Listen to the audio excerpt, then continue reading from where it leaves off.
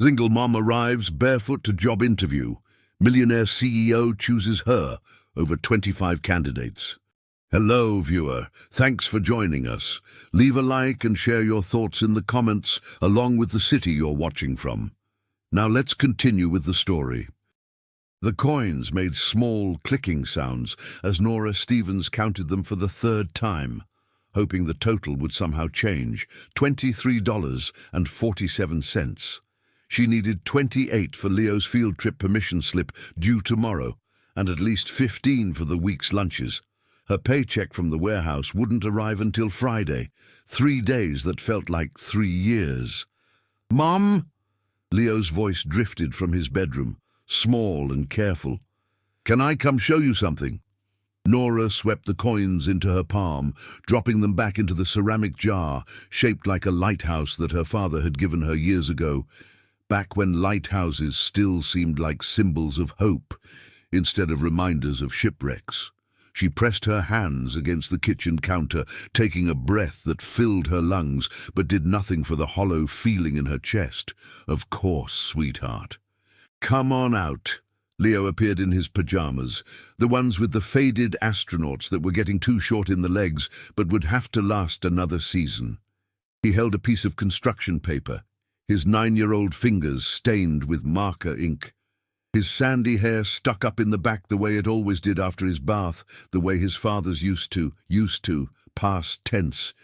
3 years now since Marcus had decided that a family facing financial trouble was too embarrassing for his carefully curated image. "I made this for your interview tomorrow," Leo said, holding up the paper. "For good luck." The drawing showed a woman in a blue dress, Nora's only interview outfit, standing in front of a tall building. Stick-figure clouds floated above, and the sun had a smile that somehow captured more hope than Nora had felt in months. In careful letters across the top, Leo had written, "My mom is the best." Something cracked inside Nora's chest, the kind of break that feels like breaking open rather than breaking apart. She knelt down, eye level with her son, and pulled him into a hug that lasted longer than he expected. "It's beautiful, honey. I'll keep it with me tomorrow." "You're going to get the job," Leo said, his voice muffled against her shoulder. "I know you will. You're really smart." Nora closed her eyes. Smart. Yes, she had graduated top of her class in logistics management. Yes, she had a mind that could solve complex supply chain problems like other people solve crossword puzzles, but that was before the gap in her resume, before the years of taking whatever work she could find to keep the lights on, before every interview ended with the same polite rejection that felt like a door closing in her face. "Thank you for believing in me," she whispered. What she didn't say, "I'm not sure I believe in myself anymore." After she tucked Leo into bed, after she read him 2 chapters from the adventure book they were working through, after she kissed his forehead and promised tomorrow would be a good day, Nora returned to the kitchen and faced the problem she'd been avoiding: her shoes. The black pumps sat on the counter where she'd left them that morning after noticing the sole on the right one had started to separate. Not dramatically, just enough that she could feel a slight gap with each step. A reminder that everything in her life was held together with hope and determination. She'd tried to ignore it all day at the warehouse, but by the end of her shift, she'd known these shoes wouldn't survive tomorrow's interview without intervention. The superglue sat in the junk drawer, the tube nearly empty but sufficient.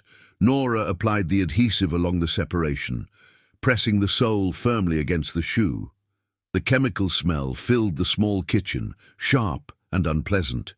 She held the pressure for a full 5 minutes, counting each second, then set the shoes on newspaper to dry overnight. They were the only professional shoes she owned. They had to work. In the bathroom, she practiced her interview answers in the mirror, her voice low so Leo wouldn't hear through the thin walls. "I'm passionate about logistics because I believe in the power of efficiency to transform businesses." The woman in the mirror looked tired, not unprofessional. Nora had learned how to hide exhaustion behind concealer and confidence, but tired in a way that lived behind the eyes. My greatest strength is my ability to see solutions where others see obstacles. True, but also a necessary survival skill when you were always one emergency away from disaster. I'm excited about the opportunity at Harris Innovations because I need this job more than I need air, because my son deserves better than a mother who counts coins and glues shoes, because I used to be someone who believed in her own potential, and I want to be that person again. But she couldn't say those things tomorrow. Tomorrow she would be Norah Stevens, the competent candidate, not Nora the single mother. Not Nora who woke up at 2 in the morning calculating whether she could afford both the field trip and the lunches. Just Nora, the woman who could solve their problems. She set her alarm for 5:30 and tried to sleep, but her mind kept running scenarios. The interview was at 10. She needed to take the 7:15 bus to arrive downtown by 8:45, giving her time to find the building, use the restroom, compose herself. She'd wear the blue dress, the one that fit well and didn't show wear. She'd carry her portfolio, the one she'd assembled with samples of logistics plans from her college days, hoping they wouldn't notice none of the examples were recent. At some point, exhaustion won over anxiety, and Nora slept. Morning arrived with Leo's alarm, a cheerful beeping that felt aggressive at 5:45. Nora moved through the routine automatically. Make breakfast, pack lunch, help Leo dress, check homework folder. Her mother, Patricia, would pick Leo up from school today, giving Nora the flexibility to take the interview without rushing back. "You look pretty, Mom," Leo said through a mouthful of cereal. "Swallow first, then talk," Nora said, but she smiled. The blue dress did look good, professional, put together, like someone who didn't spend evenings gluing shoes. After she dropped Leo at school, Nora walked to the bus stop, carrying her portfolio and wearing a jacket despite the mild April morning. The shoes felt solid beneath her feet. The glue had held, small victory. The bus ride downtown took 43 minutes. Nora spent them reviewing notes, reminding herself of key points she wanted to make. Harris Innovations was one of the most successful tech companies in the country, started by a man who'd built it from nothing. The position, operations manager, was perfect for her skill set. If she could just convince them to look past the resume gap, to see what she could do rather than what she hadn't done. The Harris Innovations building rose 27 stories above the downtown street, all glass and steel and intimidation. Nora stood on the sidewalk, looking up. Through the windows, she could see people moving with purpose, living lives that included expense accounts and retirement plans, and shoes that didn't need emergency repairs. She could do this.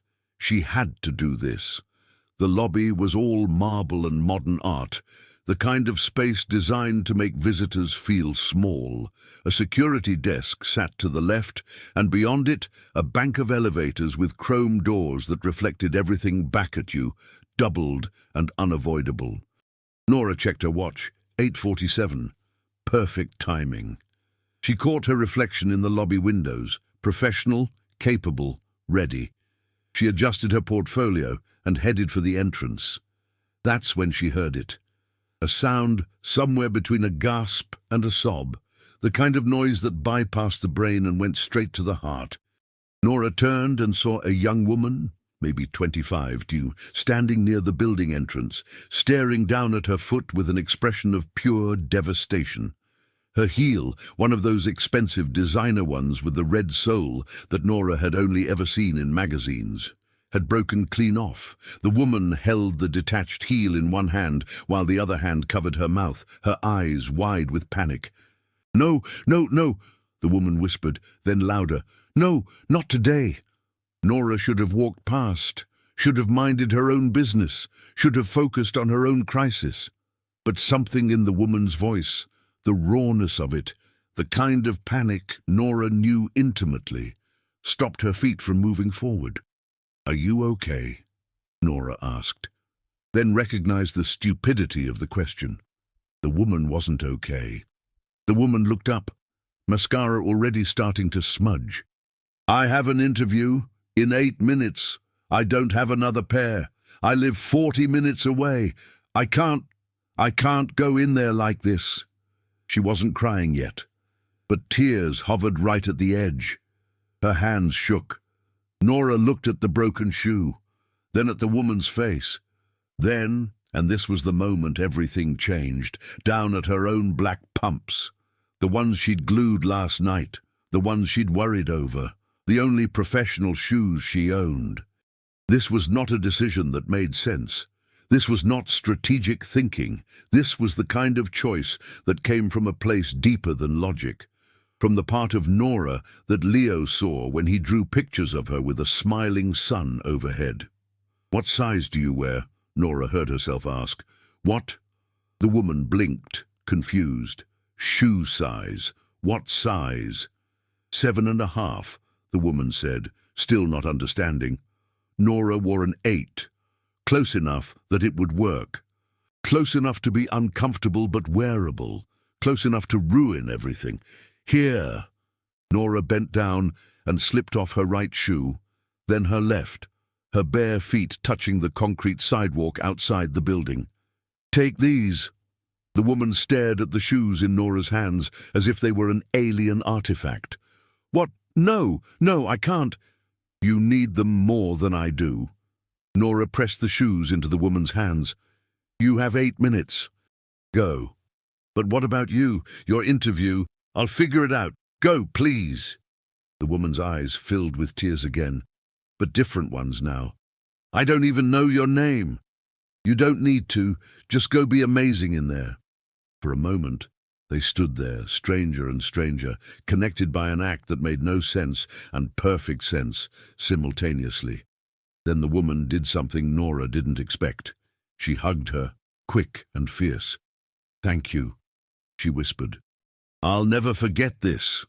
Then she was gone, running toward the entrance in Nora's black pumps, leaving Nora standing on the sidewalk in her stockings, holding a broken designer heel and watching her only chance at professional credibility disappear through the chrome and glass doors. The concrete was cold beneath her feet. The morning air raised goosebumps on her legs.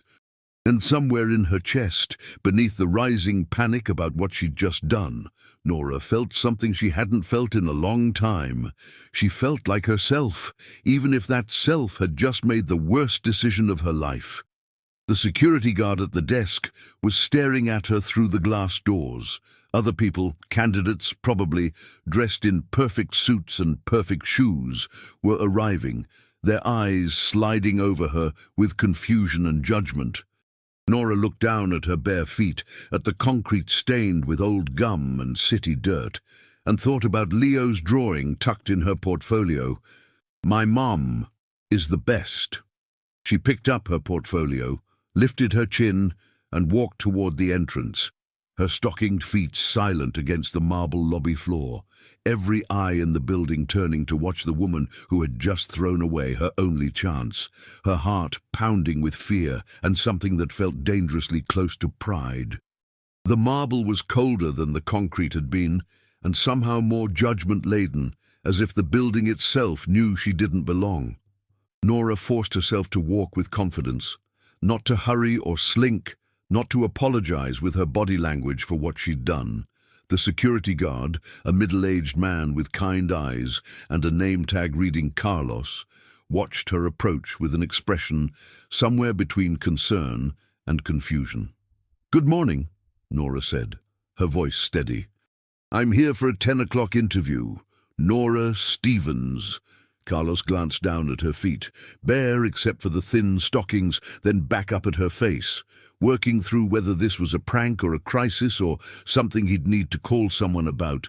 To his credit, he just nodded and checked his computer. "Harris Innovations, 23rd floor. Here's your visitor badge." He slid the clip-on badge across the desk, then added in a quieter voice, "Elevators are on your right. There's a cafe on the 14th floor if you need anything." The kindness in his voice almost undid her, but Nora just smiled and took the badge. "Thank you." The elevator ride felt eternal. Nora shared the car with 3 other people, all heading to different floors, all dressed appropriately, all pretending not to notice the woman without shoes. She kept her eyes on the floor numbers as they climbed, 7, 8, 9. Her feet were already aching from the cold. What had she done? What had she been thinking? There was still time to leave, to call and reschedule, to invent an emergency. She could say her car broke down. She could say there was a family crisis. She could say anything except the truth, that she'd given away her only professional shoes to a complete stranger.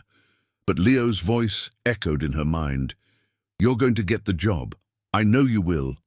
The elevator doors opened on 23. The Harris Innovations reception area was all clean lines and subtle lighting, designed to intimidate through minimalism. A young receptionist with perfect hair and an even more perfect smile looked up as Nora approached. "Good morning. How can I help you?" The smile faltered as her gaze dropped, then recovered with professional smoothness, though her eyes had widened. "Norah Stevens. I have a 10 o'clock interview for the operations manager position." The receptionist typed something, her fingers flying over the keyboard. "Yes, I have you here. Please have a seat. Someone will be with you shortly." The waiting area held 6 other candidates, all of them the picture of corporate perfection. 2 men in navy suits, 1 in charcoal grey. 3 women in elegant dresses and blazers. Their shoes, all of them had shoes, proper professional shoes, arranged neatly as they crossed their legs. They all looked like they belonged here, like they'd never counted coins or glued anything in their lives. Nora chose a seat apart from the others and sat down, tucking her feet under the chair as much as possible. She opened her portfolio, pretending to review her materials, but her eyes couldn't focus on the pages. Her heart was beating too fast, her throat was tight, and she could feel the weight of attention even though no one was looking at her.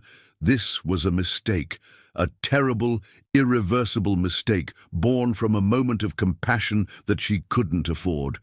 "Norah Stevens," a woman's voice, crisp and professional, cut through her spiraling thoughts. Nora looked up to see a woman in her late 20s, wearing a perfectly tailored suit and carrying a tablet. Her dark hair was pulled back in a severe bun, and her expression was pleasant but guarded, the face of someone who'd seen every type of candidate and was surprised by none of them. Or so she thought. As Nora stood, the woman's eyes traveled down. Everyone's eyes always traveled down. There was no avoiding it, and stopped at her bare feet. The pleasant expression froze, then shifted through several micro-expressions too fast to read. Confusion, concern, disapproval. "I'm Jennifer Clark, Director of Human Resources." The woman extended her hand automatically, and Nora shook it, matching the firm grip. "Pleased to meet you," Nora said, forcing warmth into her voice despite the ice forming in her stomach. Jennifer glanced back at the reception desk, then at Nora, then at her feet again, as if hoping they'd materialize shoes in the past 3 seconds. Is everything all right?" This was it.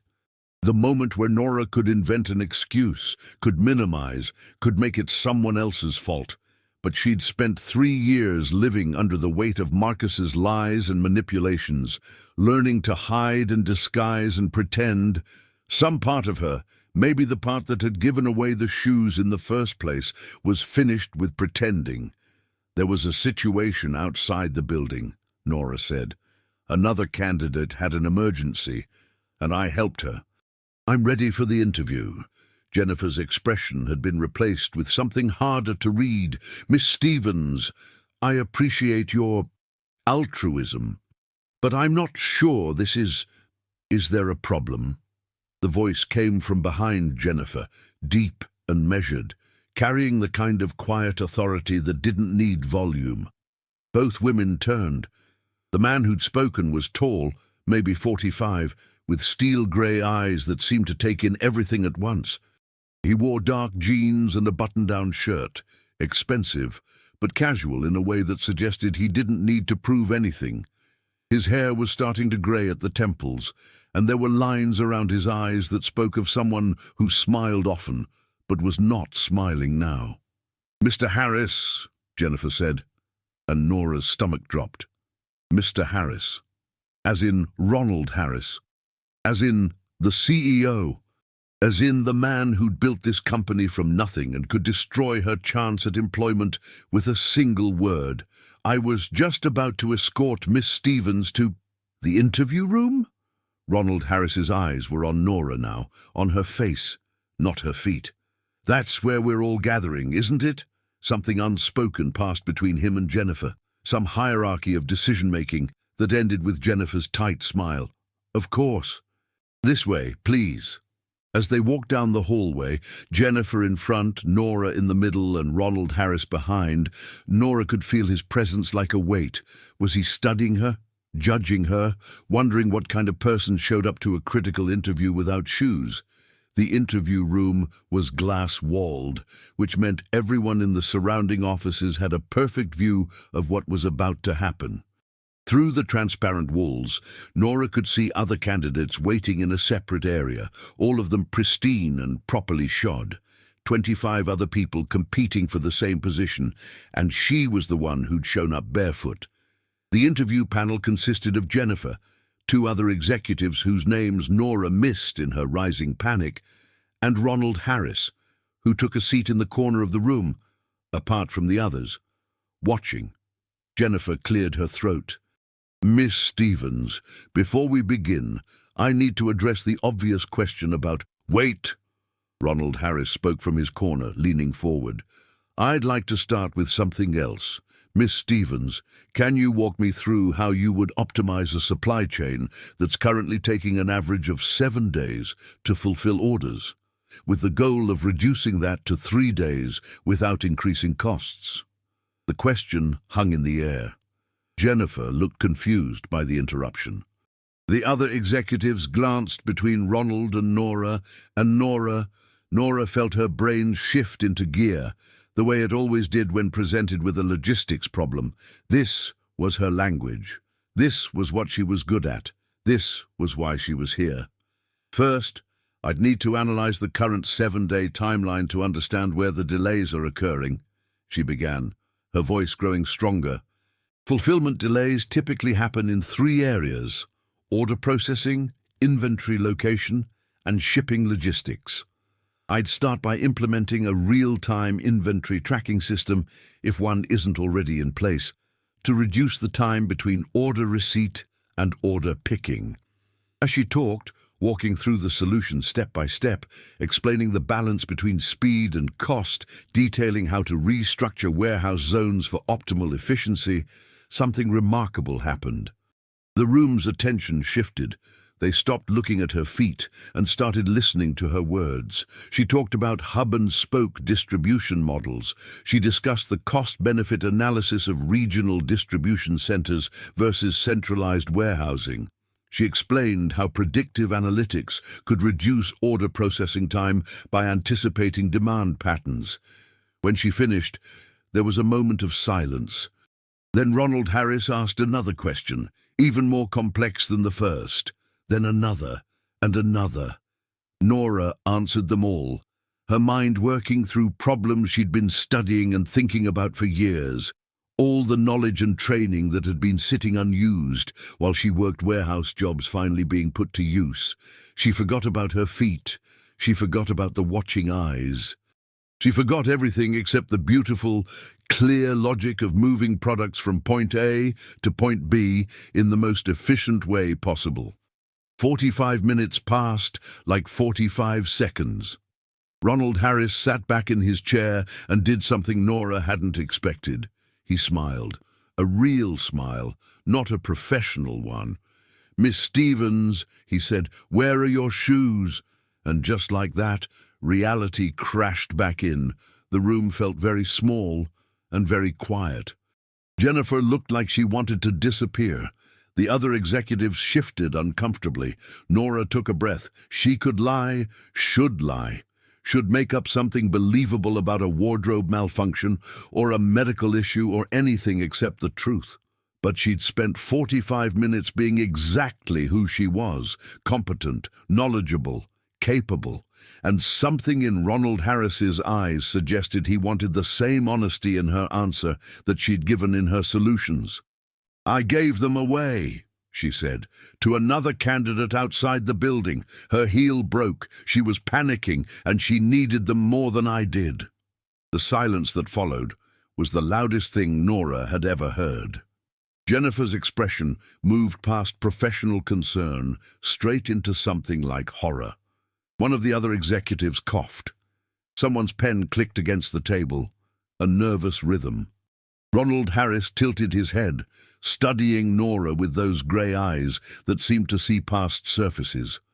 "You knew this was the most important interview of your life." It wasn't a question, but Nora answered anyway.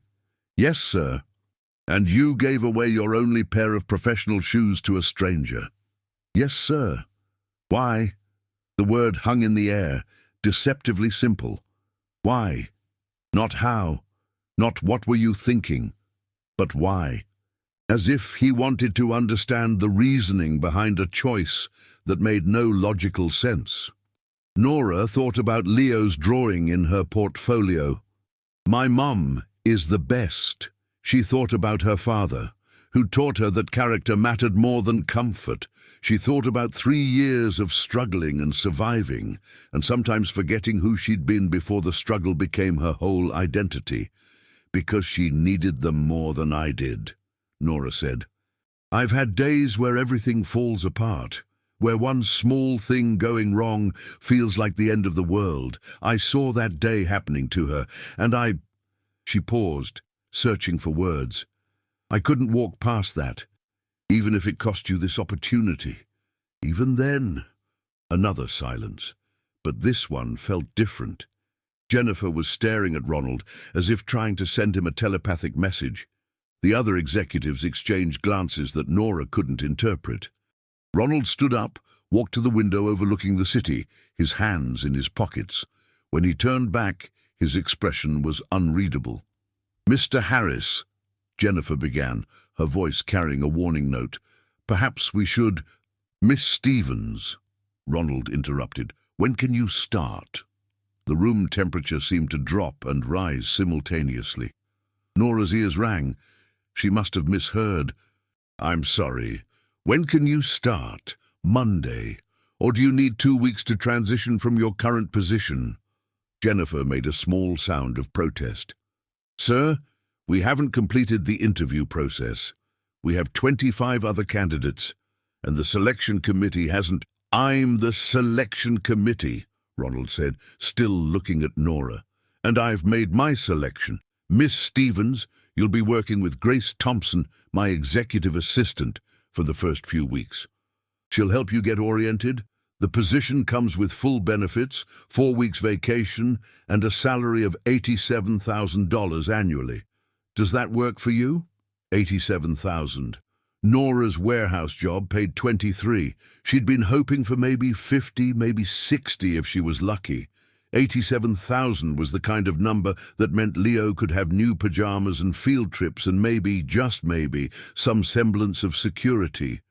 "Yes," Nora managed, her voice barely above a whisper. "Yes, that works for me." "Good. Jennifer will handle the paperwork. Welcome to Harris Innovations, Miss Stevens." He extended his hand, and when Nora shook it, his grip was firm and warm. "For what it's worth, I think you're going to do excellent work here. Not despite what happened this morning, but partly because of it." He left the room before Nora could respond, before Jennifer could protest further, before the other executives could process what had just happened. In the silence that followed his departure, Jennifer turned to Nora with an expression that mixed professional courtesy with deep, personal confusion. "Well, I suppose we should discuss your start date and complete the necessary documentation, if you'll follow me to my office." The next hour passed in a blur of paperwork and explanations. Jennifer walked Nora through benefits packages and tax forms, her tone professional, but her eyes still carrying that look of someone trying to understand a puzzle that defied logic. "I'll have someone from IT contact you about setting up your accounts," Jennifer said, sliding the final form across her desk for Nora's signature. "Your official start date is Monday, 9 o'clock. Dress code is business casual and—" She paused, glancing down. "You might want to invest in some comfortable shoes. It's a large building." It was the closest Jennifer would come to acknowledging the elephant in the room, and Nora appreciated the diplomacy. "I will, thank you." As Nora left Jennifer's office, a woman in her late 50s approached with a warm smile and kind eyes. She wore an elegant navy dress, her silver-streaked hair pulled back in a sophisticated twist, and carried herself with the ease of someone who'd earned every bit of her authority. "Norah Stevens. I'm Grace Thompson, Mr. Harris's executive assistant. I thought I'd walk you out and answer any questions you might have." Her eyes twinkled as they flicked down to Nora's bare feet. "That is, if you're ready to leave." Nora felt herself relaxing for the first time in hours. There was something maternal about Grace, something that reminded her of her own mother's steady presence. "I'm ready, and I have about 1,000 questions." "Let's start with the basics," Grace said as they walked toward the elevators. "Mr. Harris isn't impulsive, despite what you witnessed today. He's one of the most thoughtful people I've ever worked for, but he values authenticity above everything else. About 20 years ago, he chose a business partner who had an Ivy League degree, a perfect resume, and excellent references. That partner nearly destroyed the company through embezzlement and fraud. Since then, Mr. Harris has been, let's say, skeptical of people who present themselves too perfectly." The elevator arrived, and they stepped inside. Grace pressed the button for the ground floor. "What you did today, giving away your shoes, walking in here anyway, answering honestly, that told him more about your character than any resume could." Grace smiled. "I've been working for him for 25 years. I've never seen him make a hiring decision that fast. But I've also never seen a candidate quite like you." Nora didn't know whether to feel proud or terrified. "I hope I can live up to his expectations."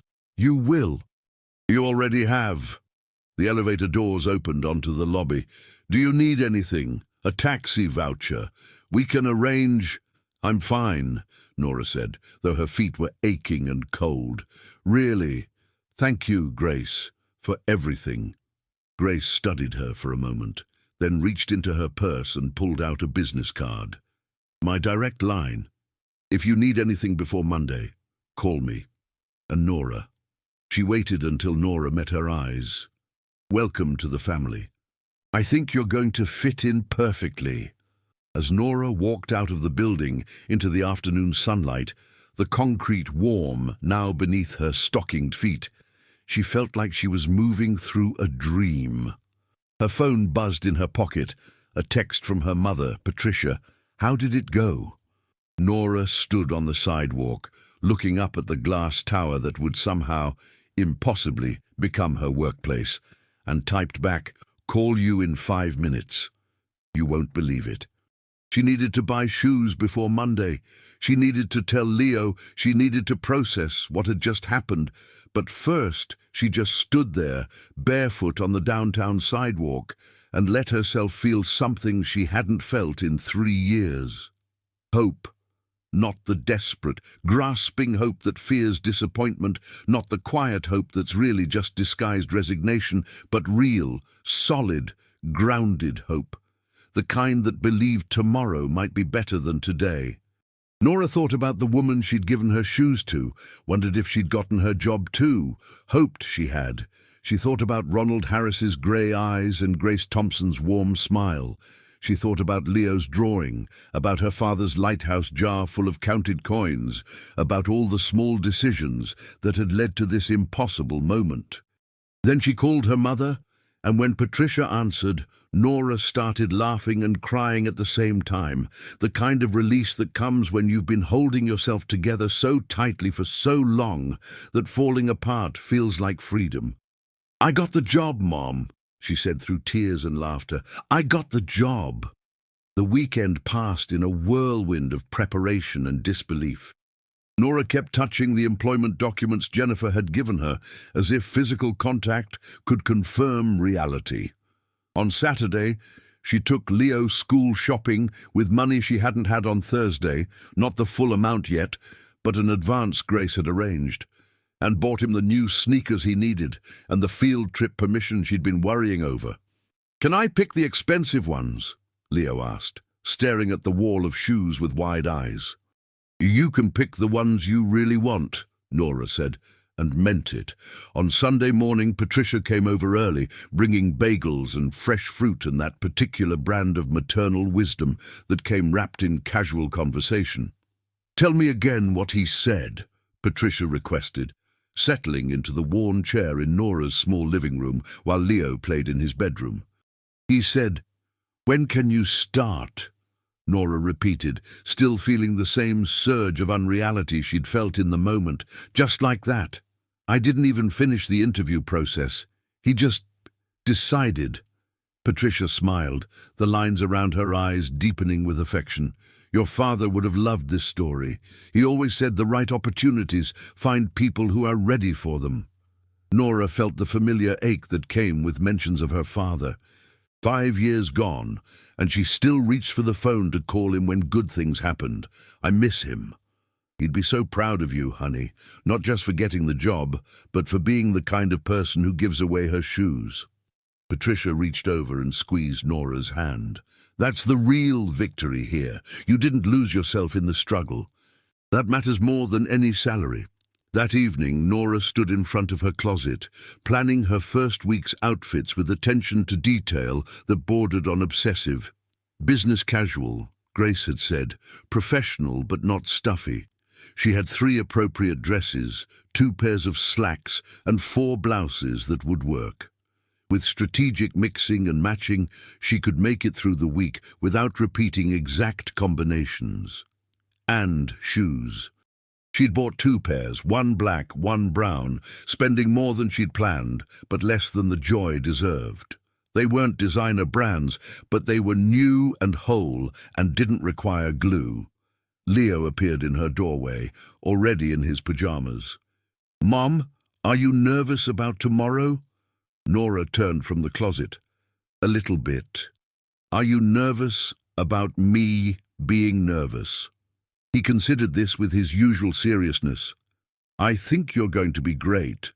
That man hired you because you were nice to someone. That means he's nice too, right?" Out of the mouths of 9-year-olds came wisdom that pierced through adult anxiety. "You're absolutely right. He is nice, and I am going to be great." "And you have new shoes," Leo added, grinning, "so nothing can go wrong." If only life were that simple. But Nora hugged her son and didn't say that. Exactly. New shoes, new job, new beginning. After Leo was asleep, Nora lay in her own bed, staring at the ceiling, her mind racing through scenarios. What if she couldn't live up to Ronald Harris's expectations? What if the other employees resented her sudden hiring? What if Jennifer's obvious disapproval was shared by others? What if she'd peaked in that interview and everything from here was disappointment? But beneath the anxiety ran a current of something stronger. She'd walked into that building barefoot and walked out employed. She'd told the truth when lying would have been easier. She'd been herself, completely, authentically herself, and somehow that had been enough. More than enough. Her phone buzzed with a text from Grace. "Looking forward to tomorrow. Coffee is in the break room on 23. Get here a few minutes early and I'll give you the real tour before things get busy." Nora typed back, "Thank you. See you at 8:45. She set her alarm for 5:30. Old habits died hard and let herself sleep. Her last conscious thought, a quiet prayer of gratitude to whoever was listening. For second chances, for kind strangers, for sons who believed in their mothers, for CEOs who valued character, for women named Grace who welcomed newcomers, for every small moment that had led to this one. Monday morning arrived with the same alarm, but a completely different feeling. Nora moved through her routine with purpose instead of desperation. The blue dress had been retired in favor of grey slacks and a rose-colored blouse that Patricia had given her last Christmas. Professional, appropriate, and paired with new black shoes that felt solid and sure. Leo was unusually quiet during breakfast, pushing his cereal around more than eating it. "What's on your mind, sweetheart?" Nora asked. He looked up, worry in his eyes. "What if you like your new job so much that you don't have time for me anymore?" Nora's heart cracked. She knelt beside his chair, taking his small hands in hers. "Leo, listen to me. This job means I can give you more of what you need. New clothes, field trips, maybe even that computer you want for your birthday. But it will never, ever mean I don't have time for you. You're the most important thing in my life. Nothing changes that. Promise. I promise." "Cross my heart." She made the gesture, the same one her father had taught her, the same one she'd made to Leo 100 times before.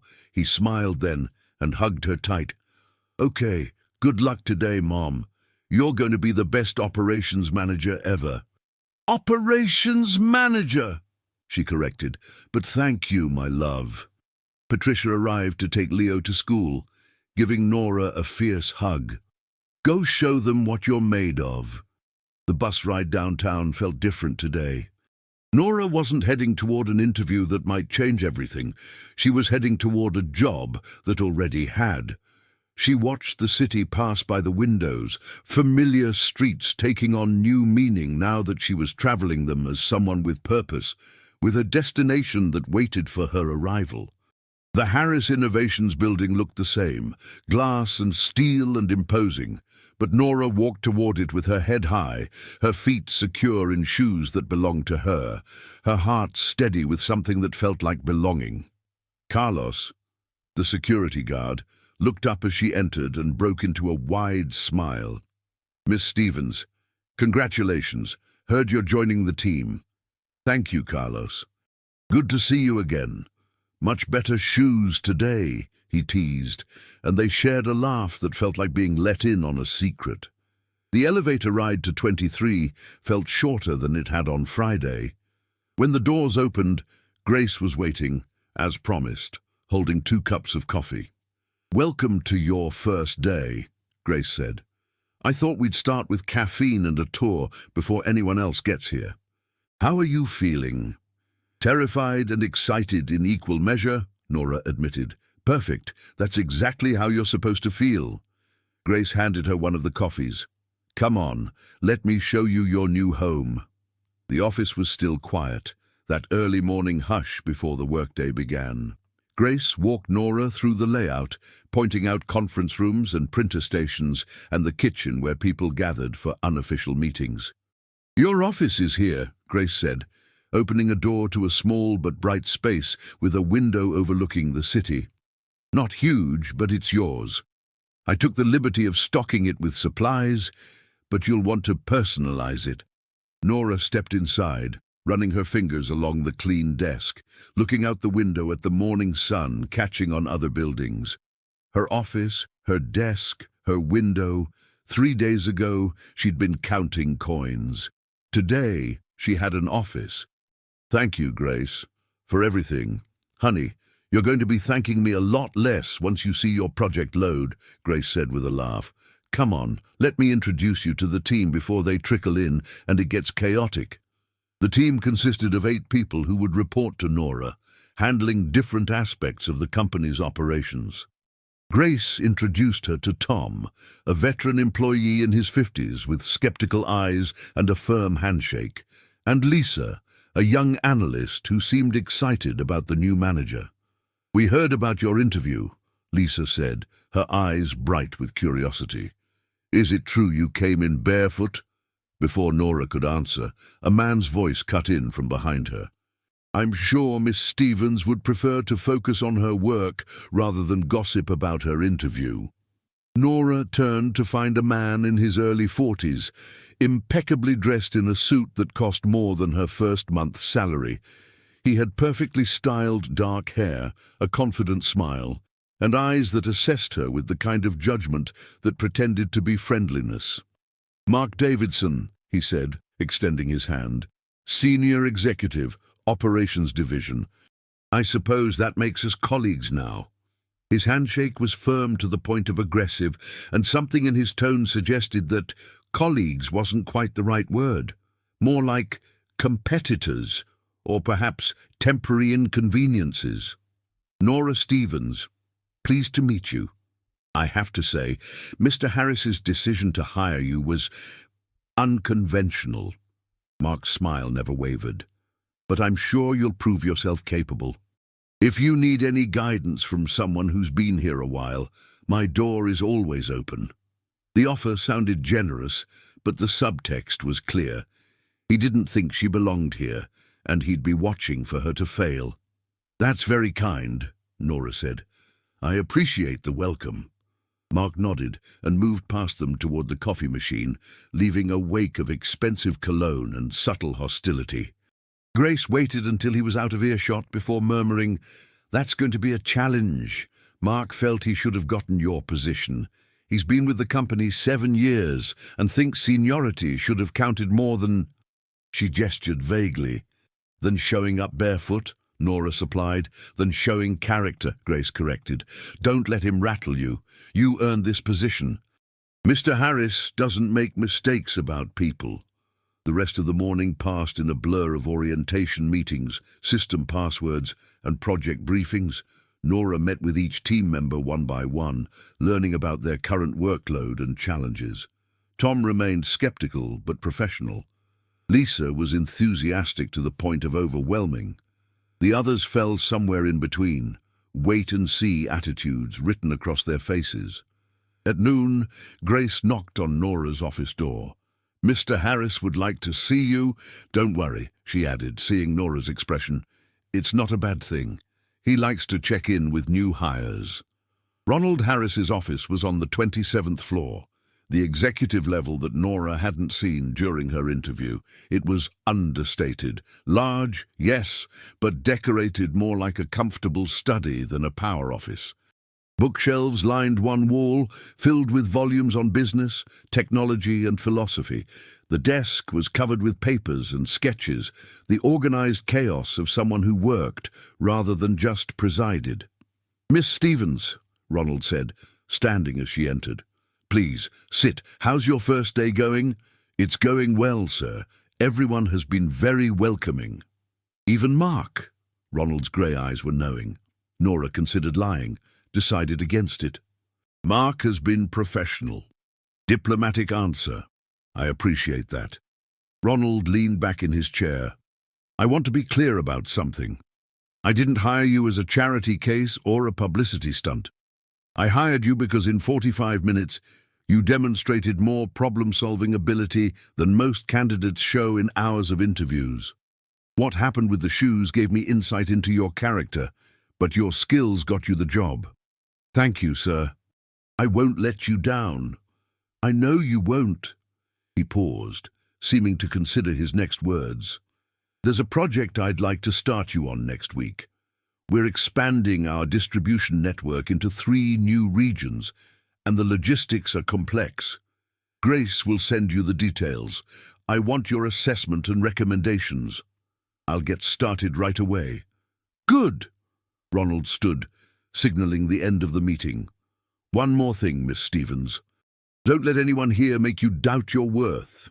You belong here, not because I said so, but because you earned it." Nora left his office feeling lighter, as if his words had granted permission she didn't know she needed. Permission to belong, to succeed, to trust that this wasn't all going to disappear like morning fog. The afternoon brought her first real challenge, a shipping delay that threatened a major client relationship. Nora dove into the data, tracking the problem back to a bottleneck in warehouse processing, and restructured the order sequence to prioritize the client's shipment. By 5 o'clock, the crisis was resolved, and the client had been updated with a new, accurate delivery timeline. Tom stopped by her office as she was packing up. "Nice work on the Fenwick account. That could have gotten messy." "Thank you. I just followed the numbers. It's never just about numbers," Tom studied her for a moment. "I've been here 11 years, seen a lot of managers come and go. The ones who last are the ones who care about getting it right, not just looking good. You might make it." Coming from Tom, it felt like high praise. "I appreciate that." As Nora left the building that evening, stepping out into the cool spring air with her feet secure in shoes that were hers, she thought about how much had changed in just 4 days. Leo would be waiting with Patricia, eager to hear every detail of her day. Tomorrow would bring new challenges, new chances to prove herself. But tonight, walking to the bus stop, Nora let herself feel simple, uncomplicated gratitude for second chances, for seeing the woman outside the building on Friday morning, for taking off her shoes. Sometimes the worst decisions turn out to be the best ones. Sometimes losing everything you planned for opens the door to everything you needed. Nora smiled and headed home, ready to tell her son about her first day, ready to begin this new chapter, ready, finally, to believe that she deserved every bit of the opportunity she'd been given. The second week brought a rhythm that felt almost normal, if normal could include having an office with her name on the door and colleagues who listened when she spoke. Nora arrived each morning at 8:30, gave herself time to settle in with coffee, and reviewed her project list before the team arrived at 9. It was a luxury she'd never experienced, time to think before the day demanded action. Wednesday morning, Tom knocked on her office doorframe, holding a tablet with data streaming across the screen. His skepticism from the first week had softened into something closer to professional respect, though he still watched her with the wariness of someone who'd seen too many managers fail. "We've got a situation with the Portland Distribution Center," he announced. "The automated sorting system went down overnight. They're processing everything manually, and we're looking at a 3-day backlog minimum, maybe 5. Nora took the tablet, scrolling through the numbers. 3,000 orders waiting, 600 customers expecting delivery by Friday. The kind of problem that could damage client relationships and cost the company real money if not handled correctly. "What's the timeline on the repair?" she asked. "Tech team says 48 hours at best. Could be longer if they need to order parts." Nora's mind was already moving through possibilities, calculating routes and resources. "What if we reroute the overflow to Sacramento and Denver, split the load between 2 facilities that have excess capacity this week?" Tom frowned, considering that would work for about 60% of the orders, but the shipping costs will be less than the cost of angry customers and broken contracts, Nora finished. "Can you pull up the capacity reports for both facilities and get me the contact information for the operations managers? I want to talk to them." 20 minutes later, Nora was on a conference call with both managers, explaining the situation and requesting their cooperation. She'd learned that people responded better when you treated them as partners rather than subordinates, when you asked for help instead of demanding compliance. "I know it's asking a lot," she said to the Sacramento manager, a woman named Diane, who'd been doing this work longer than Nora had been alive.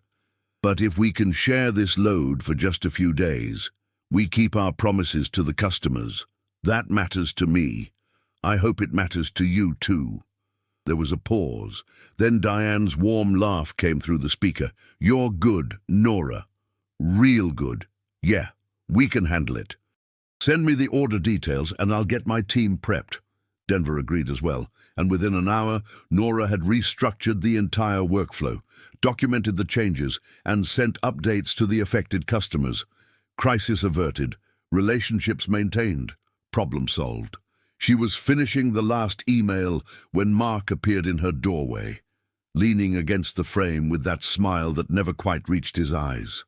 He'd been doing this all week, showing up unannounced, offering unsolicited advice, positioning himself as the experienced mentor, even though Nora had never asked for his guidance.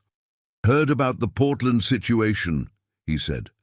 "Impressive response time, though I would have waited to see if the tech team could fix it faster before incurring those shipping costs." Nora met his gaze. The shipping costs are minimal compared to the relationship costs. We made promises to our customers. I intend to keep them. Of course, of course.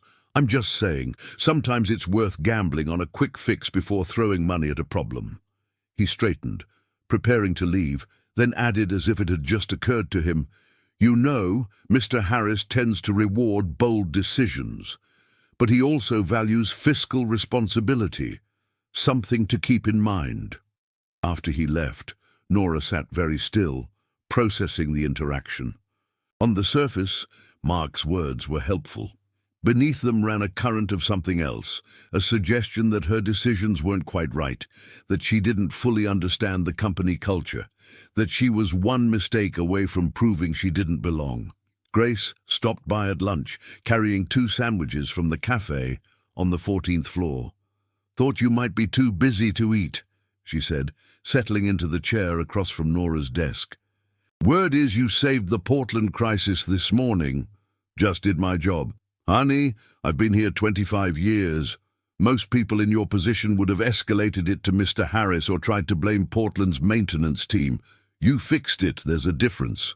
Grace unwrapped her sandwich, then added with care, "I also heard Mark paid you a visit. He's been very present this week."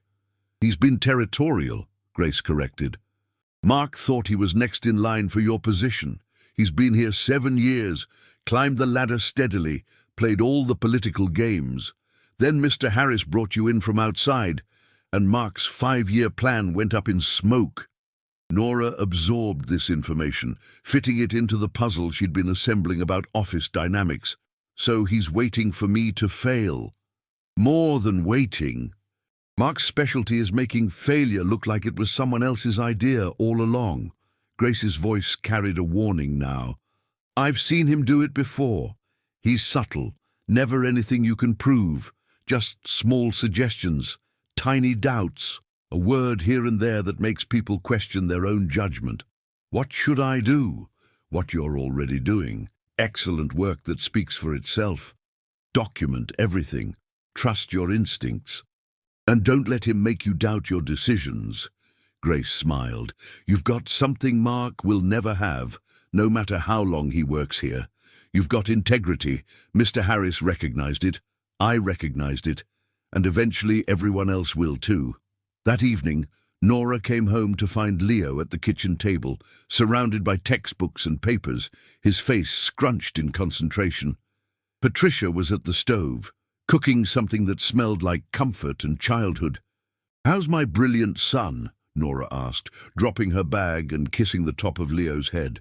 "Stuck," Leo admitted. "We're supposed to write about someone we admire, and I want to write about you, but Mr. Patterson says we have to use 5-paragraph essay format, and I don't understand what that means." Nora's heart did that thing it always did when Leo surprised her with his fierce loyalty. "Let me change into comfortable clothes, and then we'll figure it out together, okay?" Over dinner, Patricia's famous chicken and dumplings, the recipe passed down from Nora's grandmother. They worked through the essay structure. Introduction, 3 body paragraphs. Conclusion. Leo's admiration poured out in sentences that made Nora's eyes sting with unexpected tears. "My mum is brave because she helped a stranger even when she needed help herself," Leo read aloud. "She teaches me that being kind is more important than being comfortable." Patricia caught Nora's eye across the table, and they shared a look that needed no words. This was what mattered. Not office politics or territorial executives or proving herself to skeptics. This child, this family, this moment of homework and dumplings and unconditional love. After Patricia left and Leo was in bed, Nora stood at her bedroom window, looking out at the neighborhood she'd called home for 3 years. Small houses with small yards, cars that ran but weren't new, lives being lived with more hope than certainty. A month ago, she'd been one of them, counting coins and gluing shoes. Now she had an office with a window and a salary that meant security. But she was still the same person. The same woman who'd taken off her shoes for a stranger, the same mother who helped with homework, the same daughter who missed her father and leaned on her own mother's strength. Mark could doubt her all he wanted. The only opinion that mattered was her own, and Leo's, and the people who knew her heart. The breakthrough came 3 weeks into the job, disguised as a disaster. A shipping container full of high-value electronics had been delayed at customs, threatening to miss a crucial product launch for Harris Innovations' biggest client. The account manager was panicking.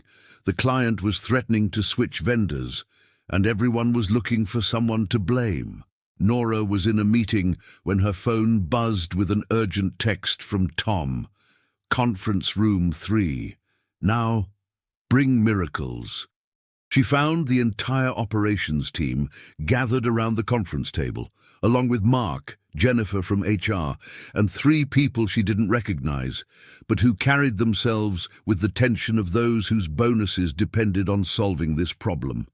"Ah, Nora," Mark said, his tone suggesting he'd been waiting for her. Perfect timing. "We have a situation that requires your particular expertise in logistics." He outlined the problem with the precision of someone who'd been analyzing it for hours. The container was stuck in Los Angeles, held up by documentation issues that would take at least a week to resolve through normal channels.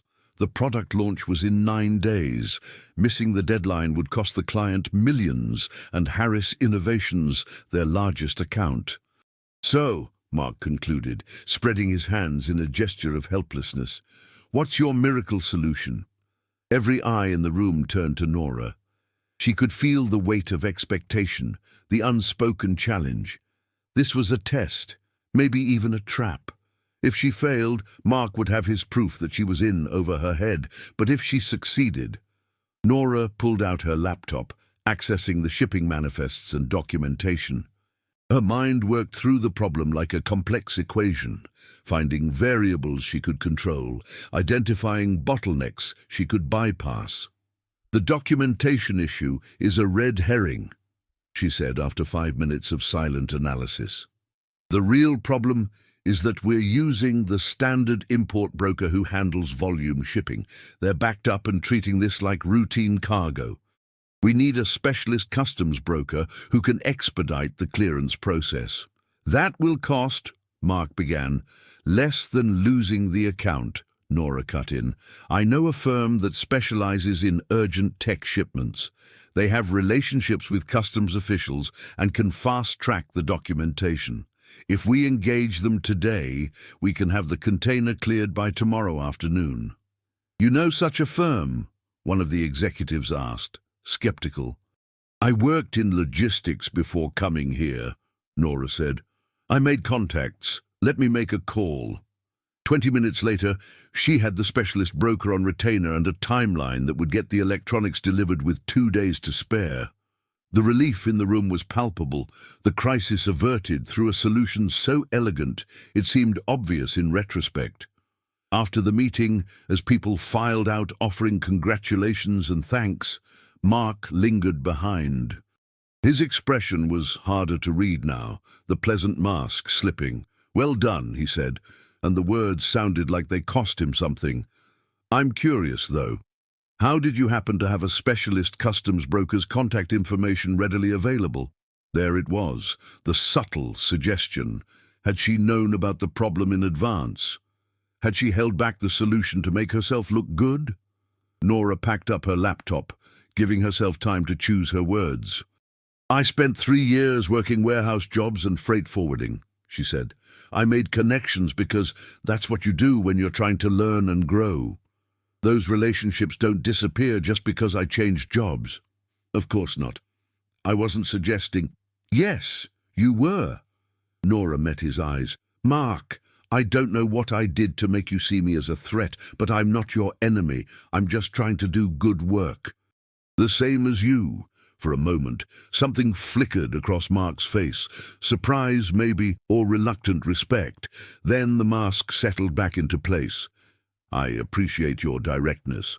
And for what it's worth, you did excellent work today. The client will be pleased." He left, and Nora stood alone in the conference room, her hands trembling with adrenaline. She'd done it.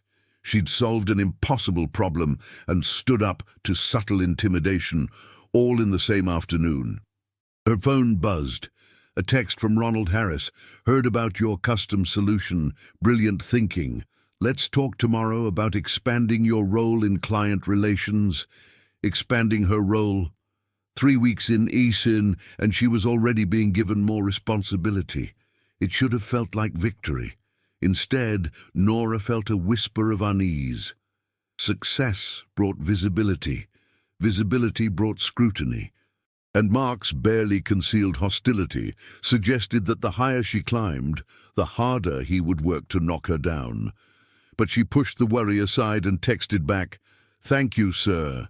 Happy to discuss." That evening, she treated Leo to his favorite restaurant. Nothing fancy, just the pizza place he'd been asking about for weeks.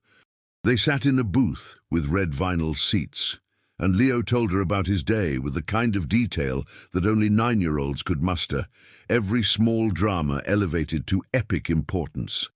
And then Marcus, different Marcus, not Dad, said that his mum works at a boring job, but I said my mum works at the most important technology company in the whole city, and she solves problems that nobody else can solve. Nora's throat tightened. That's very sweet, honey. Though I'm sure Marcus's mum does important work too. Maybe, but you're still the best. Later, after Leo was asleep and the apartment was quiet, Nora sat at her small kitchen table with her laptop, reviewing the next day's schedule. A meeting with Ronald about expanded responsibilities, a project review with Tom, a presentation to the executive team about optimizing the new distribution routes. Her life had become unrecognizable in the best and most terrifying way. 4 weeks ago, she'd been counting coins. Now she was being consulted on million-dollar decisions. The transformation felt both earned and impossible, like she'd stepped into someone else's life and was trying to prove she deserved to stay. Grace had told her to trust her instincts and document everything, so Nora opened a new file and began keeping detailed notes of every decision she made, every conversation with Mark, every project outcome. If he was building a case against her competence, she would build an even stronger case for it. But even as she typed, organizing her thoughts and protecting herself, Nora couldn't shake the feeling that something was coming. Some challenge bigger than customs delays and office politics. Some test that would determine whether she truly belonged in this new life or whether she was just a lucky imposter waiting to be exposed. She saved the file, shut down her laptop, and went to check on Leo one more time before bed. He slept with the peaceful abandon of childhood, one arm flung over his head, his mouth open. In his face, she saw Marcus's features, the sandy hair, the shape of his nose, but also her own stubbornness and her father's kindness. Whatever challenges tomorrow brought, whatever tests awaited, she would face them the same way she'd faced everything else, with honesty, hard work, and the knowledge that she was doing this not just for herself, but for the child sleeping so peacefully down the hall. That had to be enough. It had to be. Friday afternoon, Grace knocked on Nora's door with an invitation disguised as a casual suggestion. Some of us grab coffee after work on Fridays. Nothing fancy, just a chance to decompress and pretend we're not thinking about Monday. Want to join? Nora's first instinct was to decline. She needed to get home to Leo, needed to grocery shop, needed to do the 1,000 small tasks that single parenthood demanded. But something in Grace's expression suggested this wasn't just about coffee. It was about belonging, about being welcomed into the informal networks that existed beneath the formal org chart. "I'd love to," Nora said. "Let me just text my mom to let her know I'll be a little late." The coffee shop was 3 blocks from the office, the kind of place that knew its regular customers by name and kept the good pastries behind the counter for those who asked. Grace led Nora to a corner table where Tom and Lisa were already settled. Along with 2 other team members Nora had worked with, but hadn't gotten to know personally. "You made it," Lisa said, scooting over to make room. "We were just talking about the Portland crisis from last week. Tom was saying you handled it like you'd been here for years instead of weeks." "I got lucky," Nora demurred. "That wasn't luck," Tom said, and there was no skepticism in his voice now, just straightforward respect. "That was experience and good judgment. You made the call that protected our relationships, even though it cost us short-term. That's the kind of thinking that builds trust." The conversation flowed easily after that, moving from work stories to personal ones. Nora learned that Lisa was planning a wedding for next spring, that Tom had 3 grandchildren he doted on, that Grace had once worked 3 jobs while putting herself through night school. These weren't just colleagues. They were people with full, complex lives, and they were letting Nora into their circle. "Can I ask you something?" Lisa said eventually, her young face earnest. "Is it true you came to your interview without shoes?" The table went quiet. Nora felt the familiar heat of embarrassment, but also something else, a sense that this story had become part of her identity here, and she could either own it or let it own her. "It's true," she said. "I saw another candidate having a crisis, and I gave her my shoes." Walked into the interview barefoot. "That's incredible," Lisa breathed. "I don't think I would have had the courage." "It wasn't courage," Nora said. "It was instinct. I saw someone in trouble, and I couldn't walk past." "That's exactly what courage is," Grace said. "Doing the right thing, even when it costs you something important." Tom raised his coffee cup. "To colleagues who do the right thing. May we all be that brave when it matters." They clinked cups, paper and ceramic and styrofoam, an orchestra of makeshift toasting, and Nora felt something loosen in her chest. This was what she'd been missing in the warehouse jobs, in the years of survival mode. Not just work, but community. Not just colleagues, but people who saw her and valued her and wanted her to succeed. Walking back to her car an hour later, Nora felt lighter than she had in weeks. The evening air was cool, the streets busy with Friday night energy, and somewhere in the city, Leo was safe with Patricia, probably negotiating for extra dessert. Her phone rang. Ronald Harris. "Miss Stevens, I hope I'm not catching you at a bad time." "Not at all, sir. What can I do for you?" "I've been reviewing the quarterly projections, and I'm impressed with the efficiency improvements your team has implemented. I'd like to put you in charge of a larger initiative, a complete restructuring of our distribution network to accommodate the expansion into 3 new regional markets. It's a significant project, 6 months of intensive work. Are you interested?" Nora's heart raced. This was huge. This was the kind of project that could define a career, that could prove once and for all that she belonged at this level. "Absolutely, sir. I'm very interested." "Good. I'll have Grace send you the preliminary materials. We'll meet Monday to discuss scope and timeline. One more thing, Nora, I'm assigning Mark Davidson as your senior advisor on this project. He has institutional knowledge that will be valuable, and I think working together will be good for both of you." The lightness Nora had felt moments ago evaporated. "Of course, sir. I look forward to collaborating with Mark." After she hung up, Nora sat in her car for a long moment, processing. This was the opportunity she'd been hoping for. This was her chance to prove her worth beyond any doubt.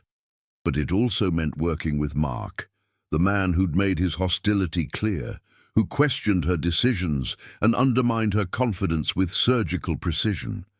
6 months of that collaboration could either forge a professional alliance or destroy her credibility. She started the car and headed home, her mind already strategizing. "Document everything," Grace had said. "Trust your instincts. Do excellent work." Nora could do that. She could be professional and skilled and unshakable. She could handle Mark's subtle hostility and still deliver brilliant results. She had to believe that. Because the alternative, that this opportunity was a trap, that Mark would use the close collaboration to sabotage her more effectively, was too frightening to consider. At home, Leo greeted her with a hug and news about his school project and questions about her day. Patricia had left dinner warming in the oven. The apartment was small but full of love, and Nora let that love ground her, remind her what mattered. Whatever Monday brought, whatever challenges lay ahead, she had this home, family. People who believed in her not because of her job title or her problem-solving skills, but because of who she was at her core. The woman who'd given away her shoes, the woman who'd walked in barefoot, the woman who'd answered honestly when asked why. That woman could handle anything. The major project kicked off on a Monday that felt like the first day of school, exciting and terrifying in equal measure. Ronald had assembled a conference room full of executives, project managers and stakeholders to hear Nora's initial assessment and recommendations for the distribution network expansion. Mark was already there when Nora arrived, sitting in a position that suggested he'd claimed territory, his laptop open and his expression pleasant. He greeted her with a professional nod. "Nora, I took the liberty of reviewing your preliminary analysis. Very thorough. I made some notes, just suggestions, of course. Thought they might be helpful." He slid a document across the table. Nora glanced at it, seeing her own work annotated with Mark's comments, every suggestion phrased as gentle improvement, but reading like criticism. "You might want to consider, have you thought about, in my experience—" "Thank you," Nora said, putting the document aside. "I appreciate your input." Ronald entered then, commanding attention without raising his voice. "Let's begin. Nora, the floor is yours." For the next 40 minutes, Nora presented her analysis. 3 new regional markets, each with different logistics challenges. The West Coast needed faster fulfillment times to compete with local suppliers. The Midwest required better winter weather contingencies. The Southeast had complex distribution patterns due to scattered population centers. Her solution was comprehensive but elegant. Establish 3 regional hubs rather than routing everything through the existing centralized distribution center. It would require significant upfront investment, but would reduce delivery times by an average of 40% and cut long-term shipping costs by 30%. "The numbers make sense," Ronald said when she finished. "What's the implementation timeline?" 24 weeks from approval to full operation," Nora said. "We'd phase the rollout to minimize disruption. West Coast first, then Midwest, then Southeast." Mark cleared his throat. "If I may add some context, I've worked on similar expansions before, and the timeline seems ambitious. My experience suggests we should budget at least 36 weeks to account for unforeseen complications."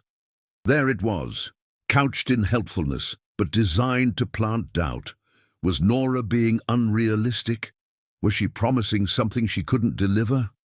"I factored in a buffer for complications," Nora said.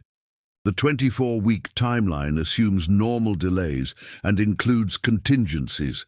If we budget 36 weeks, we're padding the schedule unnecessarily and delaying ROI."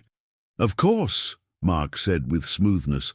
"I'm just sharing what I've learned from past projects, but you're the lead on this. Nora, your call." The meeting continued with questions and refinements, but Nora could feel the subtle shift Mark had created. Doubt, whispered rather than shouted. The suggestion that maybe, just maybe, she didn't know what she was getting into. After everyone else had left, Mark lingered. "No hard feelings about the timeline comment, I hope. I want this project to succeed." Nora met his eyes. "Then support my leadership instead of undermining it. If you have concerns, bring them to me in private. Don't raise doubts in front of stakeholders." Mark's pleasant expression flickered. "I thought I was bringing them privately. To you, in the notes I gave you." "Your notes were comprehensive." But your comments in the meeting were about positioning yourself as the experienced voice and me as the optimistic newcomer. For a long moment, they stood there, the pretense of collegiality stripped away. Then Mark smiled, a real smile this time, sharp and acknowledging. You're more perceptive than I expected. All right. Cards on the table. I think you're talented, but inexperienced. I think Ronald made a mistake hiring someone with your resume gap for a position this senior, and I think 6 months from now, when this project is struggling, everyone will see that I was right. I hope you're wrong, Nora said, for the company's sake and for yours, because banking on my failure says more about you than it does about me. She left him standing there and went back to her office, her hands shaking. At least now she knew where they stood. No more pretending, no more subtle games. Mark wanted her to fail, and he'd made that clear. Fine. She'd just have to make sure she didn't. Over the next 3 weeks, Nora threw herself into the project with an intensity that bordered on obsession. She coordinated with real estate agents in 3 cities to scout potential hub locations. She interviewed warehouse managers and shipping coordinators. She built spreadsheets that modeled every possible scenario, every potential complication, and she documented everything, every decision, every conversation, every piece of data. Because Grace's warning echoed in her mind. Mark's specialty is making failure look like someone else's idea. Tom became her ally in ways that surprised her. The skeptical veteran had transformed into a protective collaborator, often staying late to review her plans and offer insights from his years of experience. "You're doing good work," he told her one evening as they reviewed logistics routes on her computer screen. "Don't let Mark get in your head." "He's trying," Nora admitted. "He's scared. You showed up out of nowhere and made him irrelevant. That's got to sting for someone who's been measuring his career in careful steps for 7 years. Tom closed the file and looked at her with seriousness. "But here's what Mark doesn't understand. You're not trying to replace him. You're just trying to do your job well. There's room for both of you at this company." I tried to tell him that. He's not ready to hear it yet. Maybe he never will be. But that's his problem, not yours. The project moved forward despite Mark's resistance. Locations were scouted and leased. Equipment was ordered. Staffing plans were developed. And through it all, Nora kept her focus on the work, refusing to be distracted by politics or personality conflicts until the day her house of cards came crashing down. The email arrived at 6:43 on a Tuesday morning, marked urgent from Jennifer in HR, with Ronald Harris copied. Nora saw it on her phone before she'd even gotten out of bed, and her stomach dropped before she'd read past the subject line, "Urgent, financial discrepancy in West Coast Hub project." She sat up, her heart already racing, and opened the message. The words swam before her eyes as she forced herself to read, comprehending each terrible sentence. A financial audit had revealed a significant error in the cost projections for the West Coast Hub. According to the analysis, Nora had miscalculated the warehouse lease expenses by nearly $2 million. The error would push the project over budget and potentially make the entire expansion financially unfeasible. Attached were spreadsheets showing her original calculations alongside the correct figures.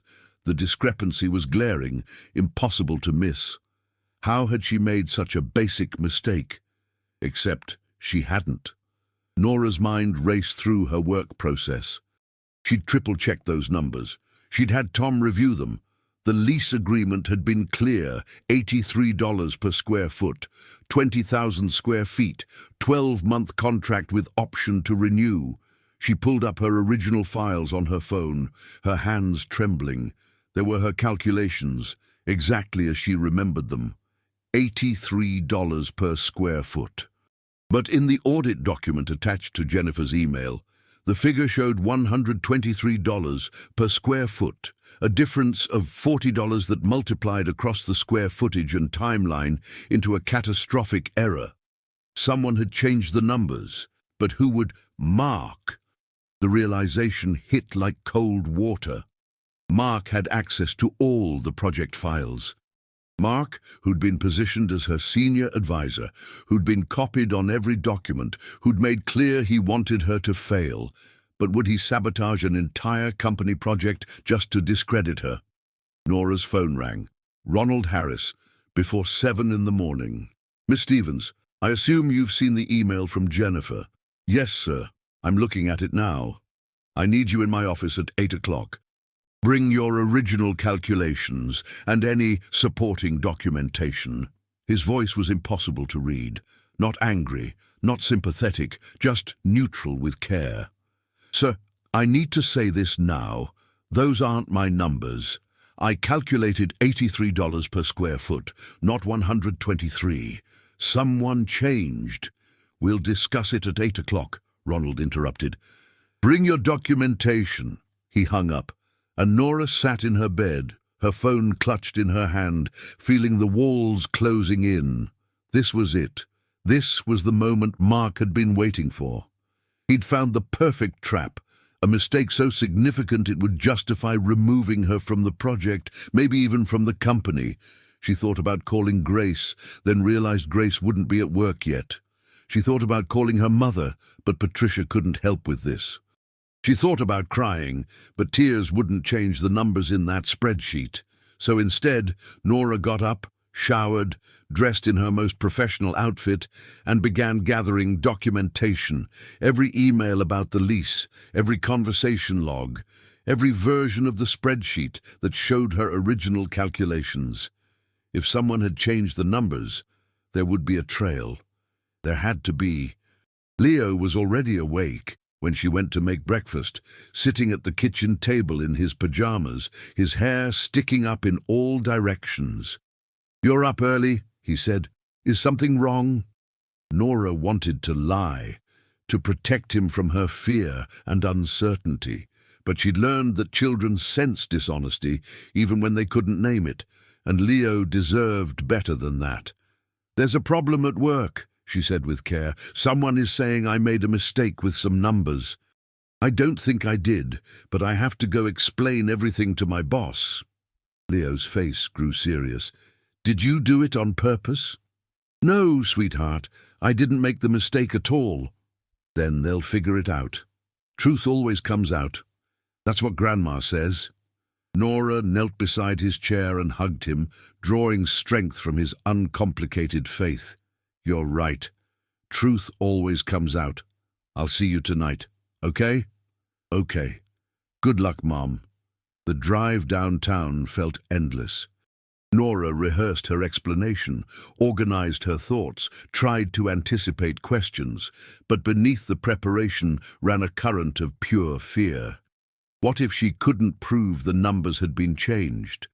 What if the original files had been altered too? What if this was the end of everything she'd been building? She arrived at Harris Innovations at 7:45 and went straight to her office, pulling up every file she had related to the West Coast hub. There, her original spreadsheet, dated 5 weeks ago, showing $83 per square foot. Clear, undeniable. But when she opened the shared project folder, the one Mark had access to, that same spreadsheet showed $123. Someone had edited the file, changing her calculations while maintaining the original date stamp. Grace appeared in her doorway at 7:55, her face grave. "Nora, I just saw the email." "What happened?" "Someone changed my numbers, Grace. I calculated $83 per square foot, but the shared file shows $123. I think Mark..." "Be very careful what you accuse people of without proof," Grace warned. "Mark has been here 7 years. You've been here 7 weeks. If this comes down to his word against yours..." She didn't need to finish. Nora understood the math of credibility.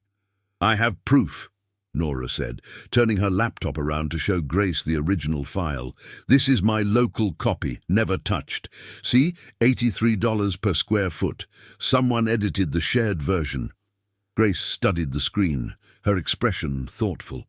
"Can you prove when the shared file was edited?" Nora's confidence faltered. I'm not sure. The date stamp still shows my original save date." "Then you need to talk to IT. They can pull version histories, see who accessed and modified files. But Nora—" Grace lowered her voice, glancing at the hallway. "It's 8 o'clock. You need to go to Mr. Harris's office. Right now. Focus on explaining what you did right, not what someone else might have done wrong. Don't accuse Mark without ironclad evidence." Nora grabbed her laptop and documentation and headed for the elevator, her heart pounding so hard she could feel it in her throat. The 27th floor felt different this morning, not intimidating in an exciting way, but intimidating in a terrifying one. Ronald's assistant waved her through. Inside the office, Ronald stood at his window, looking out at the city. Jennifer sat at the conference table, her expression impassive, and Mark was there too, his face arranged in concern that might have been convincing if Nora didn't know better. "Miss Stevens," Ronald said, turning from the window. "Please sit. I think we all know why we're here."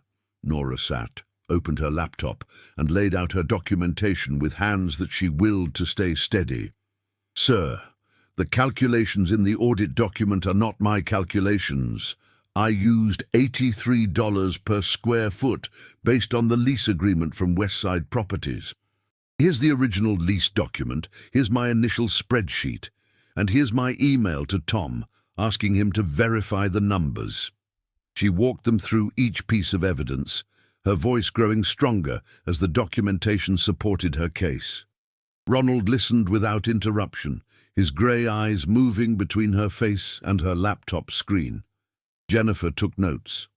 Mark remained silent, but Nora could feel him calculating, adjusting his strategy. "The discrepancy appears to be in the shared project folder," Nora concluded.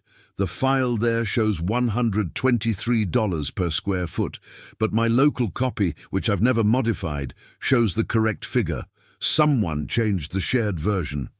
"That's a serious accusation," Jennifer said with care. "You're suggesting someone altered your work to make it appear you'd made an error." "I'm not suggesting. I'm stating a fact. The shared file was modified.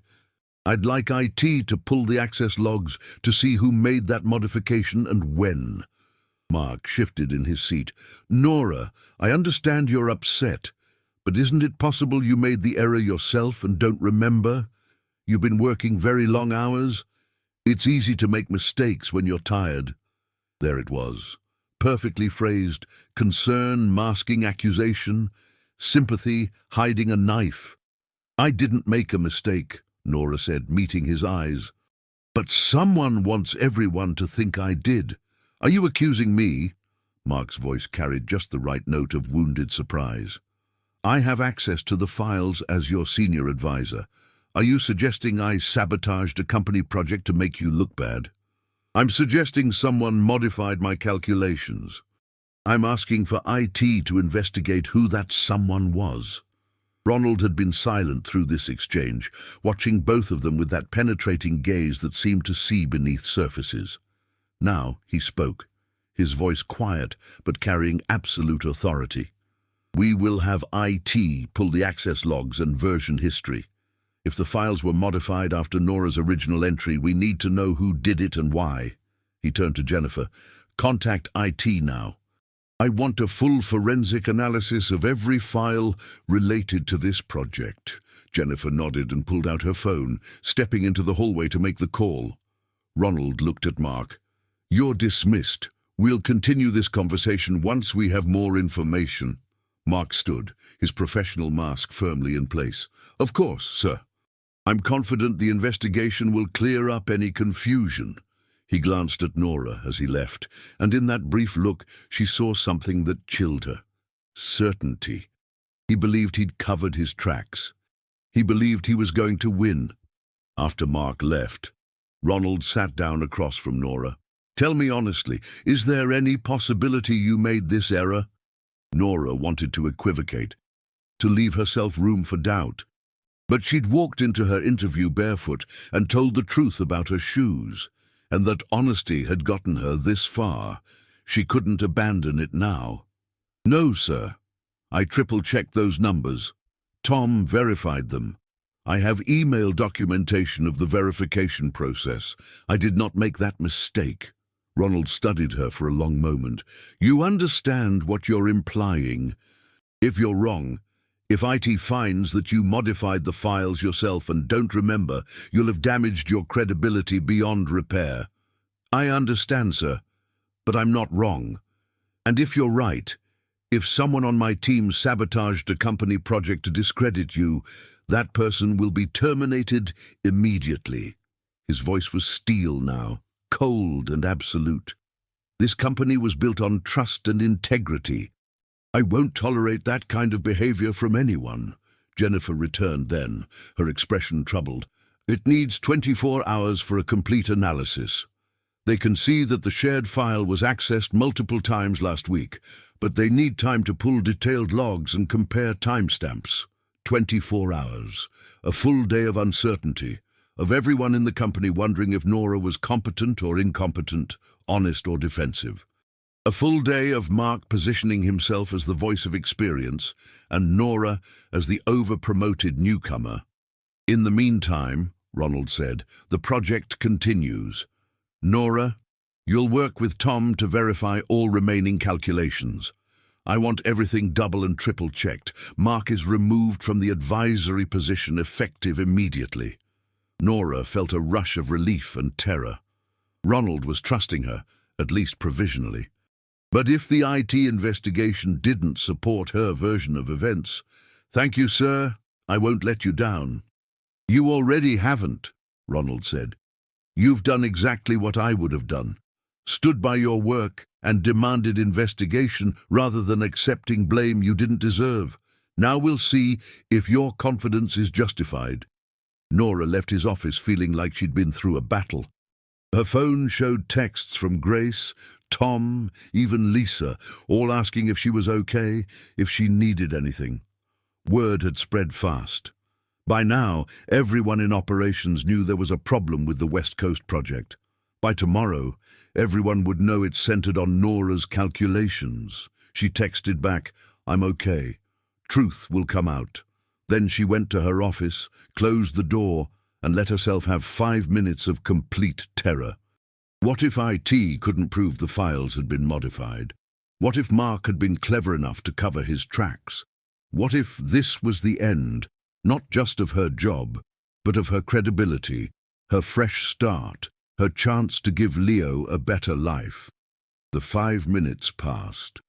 Nora washed her face in the small bathroom attached to her office, looked at herself in the mirror, and saw a woman who'd walked into an interview barefoot and still gotten hired. A woman who'd given away her only shoes because someone else needed them more. A woman who'd survived 3 years of counting coins and gluing shoes and still kept her integrity intact. That woman could survive this too. She had to believe that, because the alternative was unthinkable. At 3 in the afternoon, Tom knocked on her door. "Can I come in?" "Of course." He sat down, and Nora saw anger in his usually calm face. "I just came from Mark's office. He's telling anyone who'll listen that you made an honest mistake and are too proud to admit it. He's positioning himself as the mature voice trying to protect the project from your inexperience." Nora felt rage flash hot and fast through her chest. "He changed those numbers, Tom. I know he did. I know he did too, but knowing and proving are different things." Tom leaned forward, his voice intense. "I've been thinking about this. Mark's girlfriend works in IT. Remember, he mentioned it a few weeks ago. She's one of the database administrators." The pieces clicked into place. Access to the files. Access to someone who could modify them without leaving obvious tracks. The perfect setup. "We need to tell Ronald," Nora said. "Tell him what? That Mark's girlfriend works in IT?" That's not proof of anything. It's just another accusation without evidence. Tom ran a hand through his graying hair. But here's what we can do. I'll compile every email verification I sent you, every conversation log where you asked me to double-check numbers. We'll build a case that shows your work process was thorough and professional. If IT can't prove the files were modified, at least we can prove you weren't careless. They worked until 7 that evening, building documentation of Nora's meticulous process, every calculation verified, every decision documented. Every conversation logged. It wouldn't prove sabotage, but it would prove competence. When Nora left the building, exhausted and emotionally wrung out, she found Grace waiting by her car in the parking garage. "You didn't have to wait for me," Nora said. "Yes, I did." Grace pulled her into a hug, and Nora let herself accept the comfort, the maternal warmth she desperately needed. "Honey, I've been where you are. 23 years ago, someone tried to make me look incompetent so they could take my position. I know how scary this is." What happened? The truth came out. It always does, eventually. But the waiting, that's the hardest part. Grace pulled back, looking at Nora with seriousness. "Tomorrow is going to be difficult. People will talk, will wonder, will judge. You need to hold your head high and keep doing excellent work. Don't defend yourself to gossip. Don't engage with speculation. Just be who you are, competent, professional, honest." "I'm scared, Grace." "Good. That means you understand the stakes. But scared isn't the same as defeated. You're going to get through this. And when you do, you'll be stronger for it." At home, Leo took one look at her face and hugged her without asking questions. Patricia had brought dinner, pot roast and potatoes, comfort food that tasted like safety. They ate together, talking about Leo's day and Patricia's book club and anything except the disaster hanging over Nora's head. But after Leo was in bed and Patricia had left, Nora sat in her small kitchen and let herself cry. Not the quiet tears of frustration, but the wrenching sobs of someone who'd been so close to security, to stability, to proving her worth, only to have it threatened by someone else's malice. She cried for the unfairness of it. She cried for the fear of losing everything. She cried because she was tired of having to fight for every small piece of safety, every moment of peace. And then she stopped crying, washed her face, and opened her laptop. If Mark wanted a war of documentation, she would give him one. She would prove her competence so thoroughly that even if IT couldn't prove sabotage, no one could question her abilities. She worked until midnight, organizing evidence, building her case, preparing for whatever tomorrow would bring. And as she closed her laptop and went to bed, she thought about Leo's simple wisdom. Truth always comes out. She had to believe that. It was all she had left to hold on to. The morning of the IT report arrived like Judgment Day. Nora dressed with care, choosing her navy suit, the one that made her look serious and unshakable, even when she felt anything but. She dropped Leo at school, hugged him tighter than usual, and drove downtown with her stomach in knots. Grace was waiting in the lobby when Nora arrived. "It's sent their preliminary report to Mr. Harris at 6 this morning. He's called a meeting for 9 o'clock. You, me, Jennifer, Mark, and Tom." "Did you see the report?" "No. But Mr. Harris's assistant said he spent 2 hours in his office this morning making calls." That could mean anything. Or it could mean he was making decisions about Nora's future, about whether to believe her or believe Mark, about whether a CEO who'd taken a chance on a barefoot candidate had made a terrible mistake. The next hour crawled by. Nora tried to review project files but couldn't concentrate. Tom stopped by to offer silent support, sitting in her office without needing to fill the silence with platitudes. At 8:45, Grace appeared in her doorway. "It's time." The walk to the 27th floor felt like walking to an execution. In the elevator, Grace took Nora's hand and squeezed it once, a gesture of solidarity that Nora clung to like a lifeline. Ronald's office was arranged differently than it had been yesterday, everyone seated around his conference table, a laptop open in front of Ronald showing what Nora assumed was the IT report. Mark was already there, looking calm and professional. Jennifer sat with her tablet, ready to take notes. Ronald waited until everyone was settled, then spoke without preamble. It has completed their analysis of the project files. What they found is enlightening. He turned his laptop around so everyone could see the screen. It showed a detailed access log, timestamps and user IDs in neat columns. The original calculations file was created by Nora on April 3rd at 2:47 p.m., showing $83 per square foot for the warehouse lease. That file was accessed multiple times by various team members over the following weeks. Ronald's finger traced down the log. On April 28th at 11:53 p.m., the shared version of this file was modified.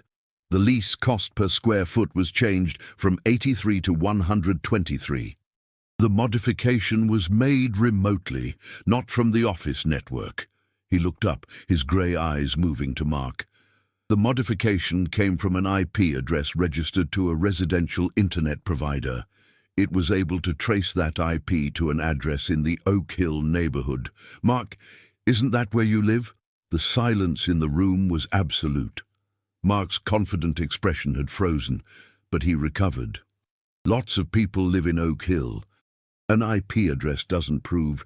The access was made using credentials belonging to Dana Perkins, Ronald continued, his voice still calm but carrying an edge of cold anger now. Dana works in our IT department. She's also, according to HR records, your girlfriend. Would you like to explain why she was accessing and modifying project files from your home IP address at midnight? Mark's face had gone pale.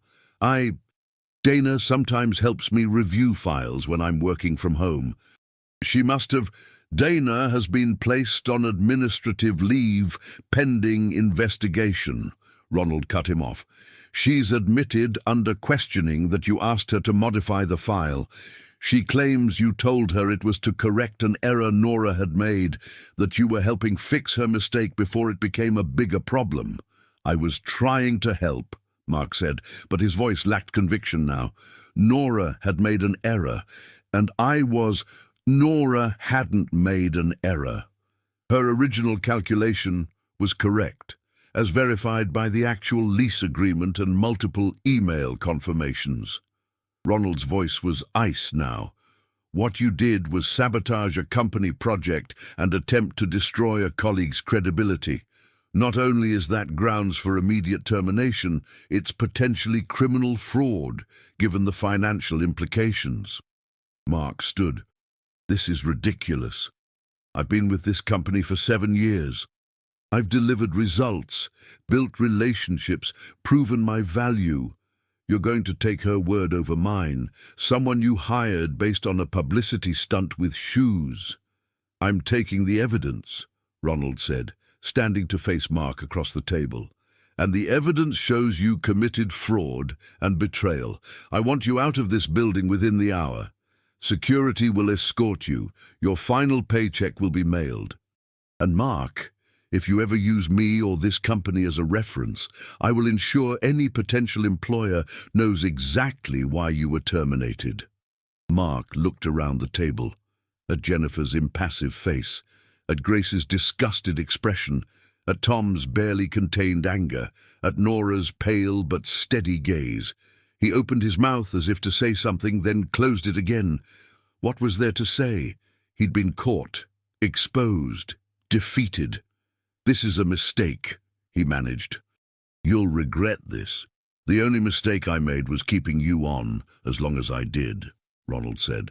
Please leave. After Mark was escorted out by security, a humiliation Nora couldn't quite bring herself to feel sorry about, Ronald turned to her.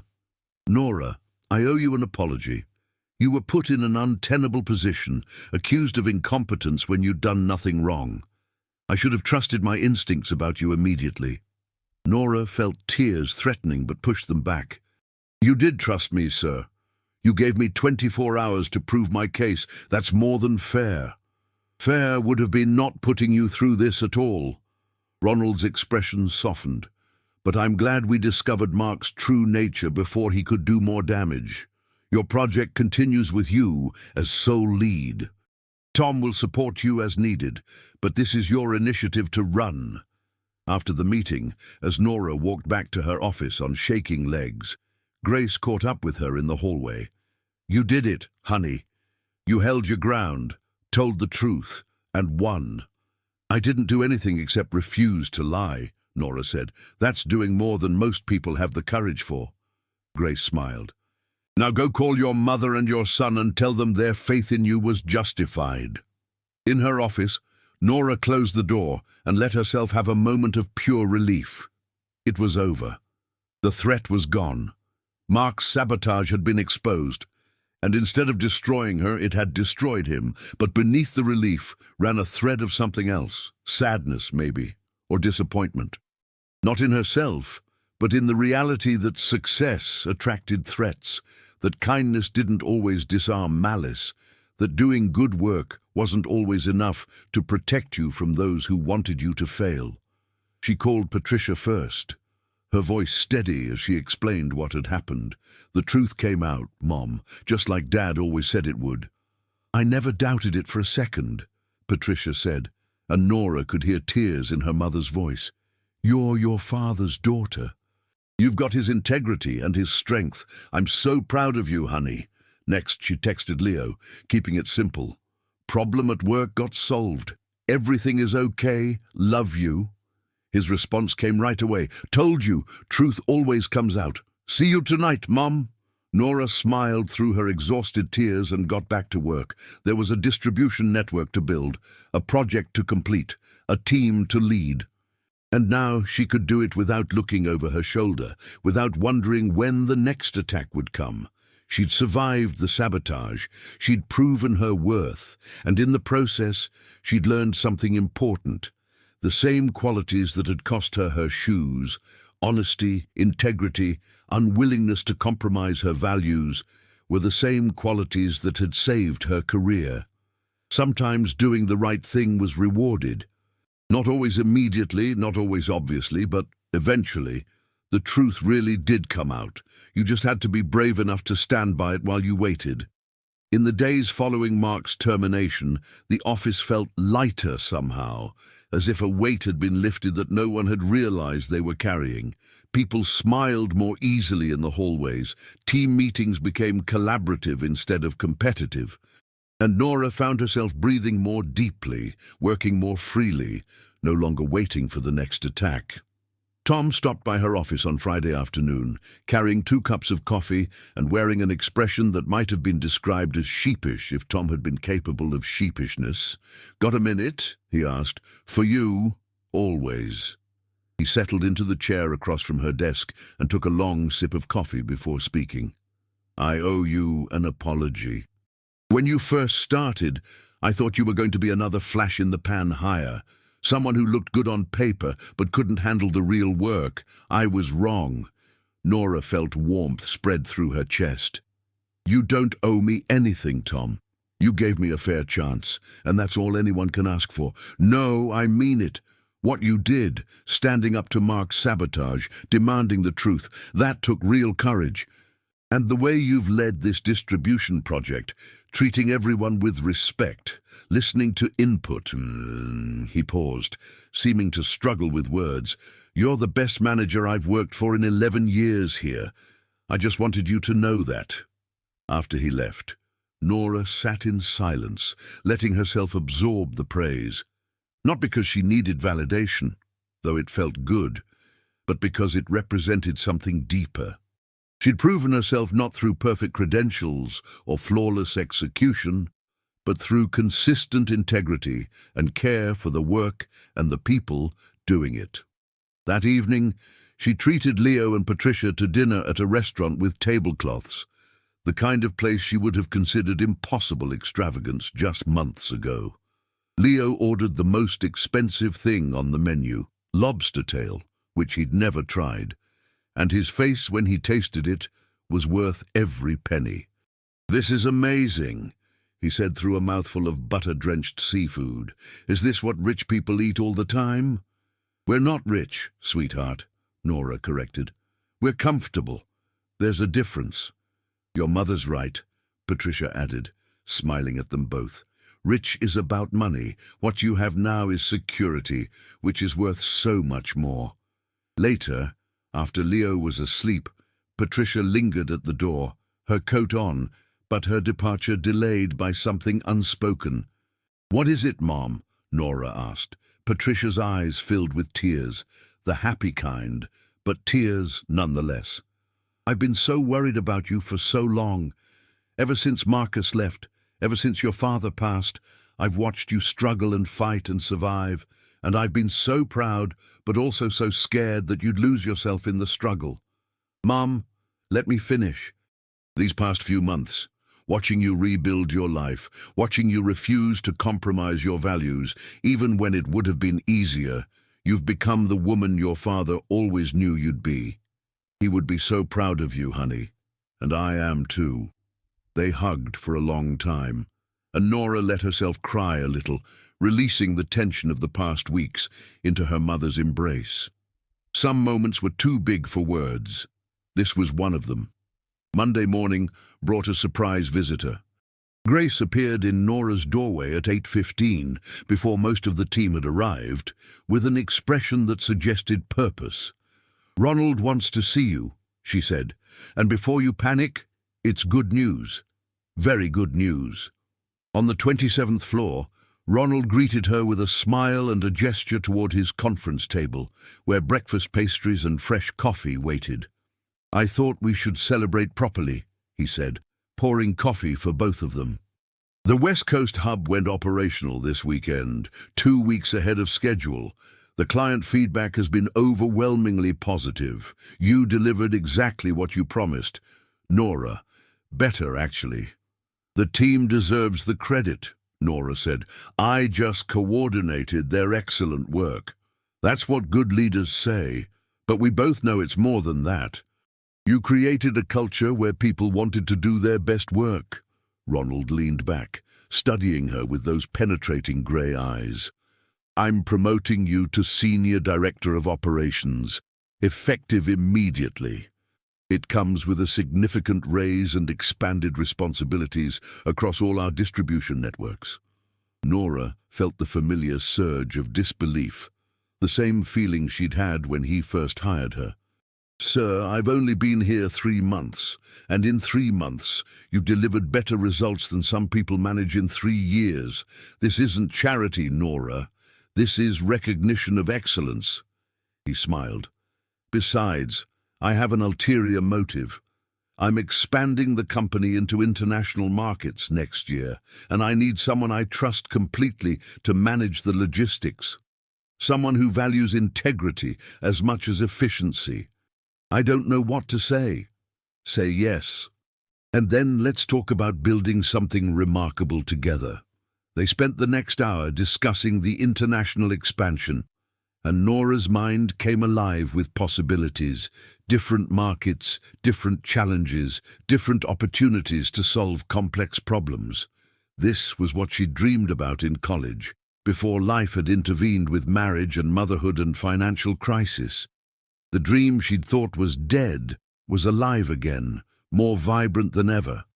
As she left Ronald's office, Grace was waiting by the elevators with a knowing smile. "He told you about the promotion. How did you know?" "Honey, I've been his assistant for 25 years. I know everything." Grace linked her arm through Nora's as they walked. "I also know he's been planning this since Mark's sabotage was exposed. He said you proved you could handle pressure and betrayal with grace. That's rare. Grace, can I ask you something? That situation you mentioned, when someone tried to make you look incompetent, what happened after? How did you move forward?" Grace's expression grew thoughtful. "I learned that surviving betrayal makes you stronger, but only if you don't let it make you bitter.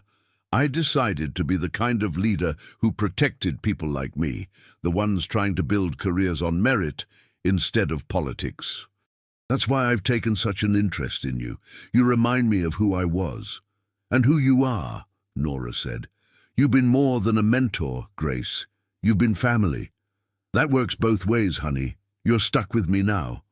The promotion meant a new office, larger, with a better view, on the same floor as the other senior directors. Moving her things felt symbolic somehow, as if each box she packed from her old space represented a piece of her journey. The lighthouse coin jar her father had given her, Leo's drawings taped to the wall, the shoes, her original black pumps, the ones she'd glued that night before the interview, sitting on her bookshelf as a reminder. She picked up the shoes, running her fingers over the sole where the glue had held. They'd survived that day, just as she had, imperfect but intact, held together by determination and hope. "Bringing those to your new office?" Tom asked from the doorway, nodding at the shoes. "Absolutely. They're my good luck charm. Some people might say you make your own luck." Nora smiled. "Maybe. But these shoes remind me that sometimes luck is what happens when compassion meets opportunity." The invitation arrived in Nora's email on a Wednesday morning, marked personal and confidential.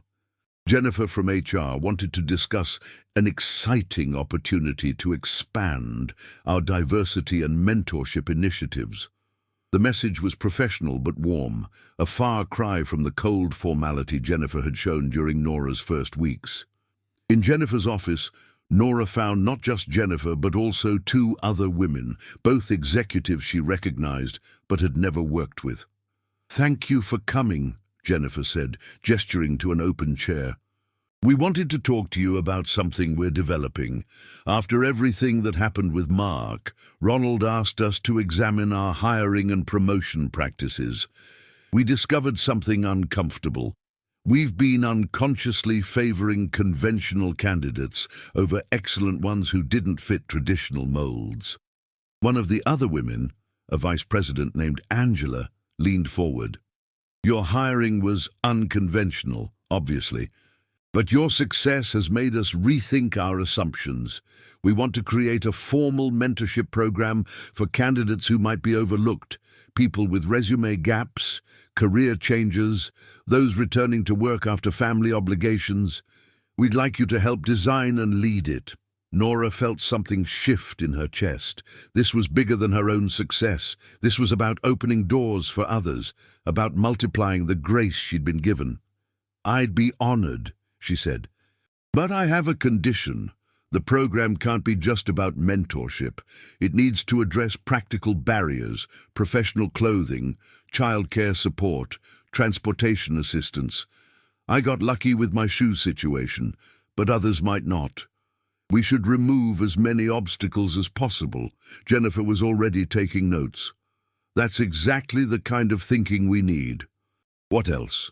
They spent 2 hours brainstorming, and Nora found herself drawing on her own experience, the years of struggle, the small humiliations, the barriers that seemed insurmountable from below but solvable from above.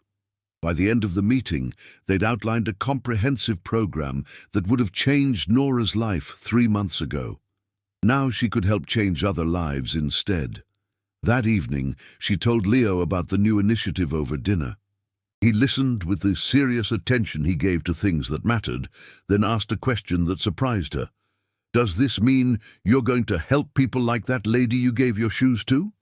Nora hadn't talked much about Rebecca, the woman from the interview day, since that morning. Leo had heard the story, of course, but she hadn't realized he'd internalized its significance. "Yes, sweetheart. People like her. People like I used to be. That's good," Leo said, nodding with 9-year-old wisdom, "because you know how it feels to need help. That makes you better at helping." Later, lying in bed, Nora thought about her son's insight. He was right. Her struggles hadn't been wasted. They'd given her empathy, understanding, perspective. She could have emerged from those years bitter and defensive. Instead, somehow, she'd kept her heart open. The same heart that had made her give away her shoes was now positioned to help dozens, maybe hundreds of others. Her phone buzzed with a late-night text from Grace. "Heard about the mentorship program. Your father would be so proud. I am too. Nora typed back, "Thank you for believing in me before I believed in myself." Grace's response came fast. "Honey, I just recognized what was already there. You did the hard part, staying true to yourself, while the world tried to convince you to be someone else." Nora fell asleep, smiling, the weight of the day's possibilities settling into her dreams, like seeds ready to grow. The application landed on Nora's desk on a Tuesday morning, flagged by Jennifer as one we should discuss personally. The name at the top made Nora's breath catch: Rebecca Mills. She opened the file with hands that trembled. 25 years old, recently widowed with a 2-year-old daughter, working retail but applying for an entry-level operations coordinator position. The application was well written but sparse, just like Nora's had been, gaps and all. Under references, Rebecca had written, "I don't have professional references, but I can tell you that on the most important day of my life, a stranger showed me kindness I'll never forget. That taught me more about character and leadership than any job ever could." Nora closed her eyes, remembering the broken heel, the panic, the split-second decision to take off her shoes. She'd wondered sometimes what happened to that young woman, whether she'd gotten her job, whether that moment had meant to her what it had meant to Nora. Now she knew. She called Jennifer right away. "The Rebecca Mills application. I want to interview her personally.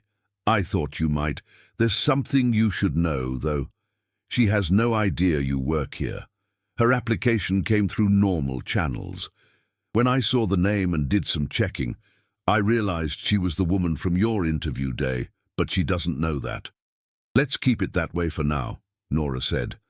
"I want her to get this job on her own merit, not because of a debt she thinks she owes." The interview was scheduled for Thursday at 10 o'clock.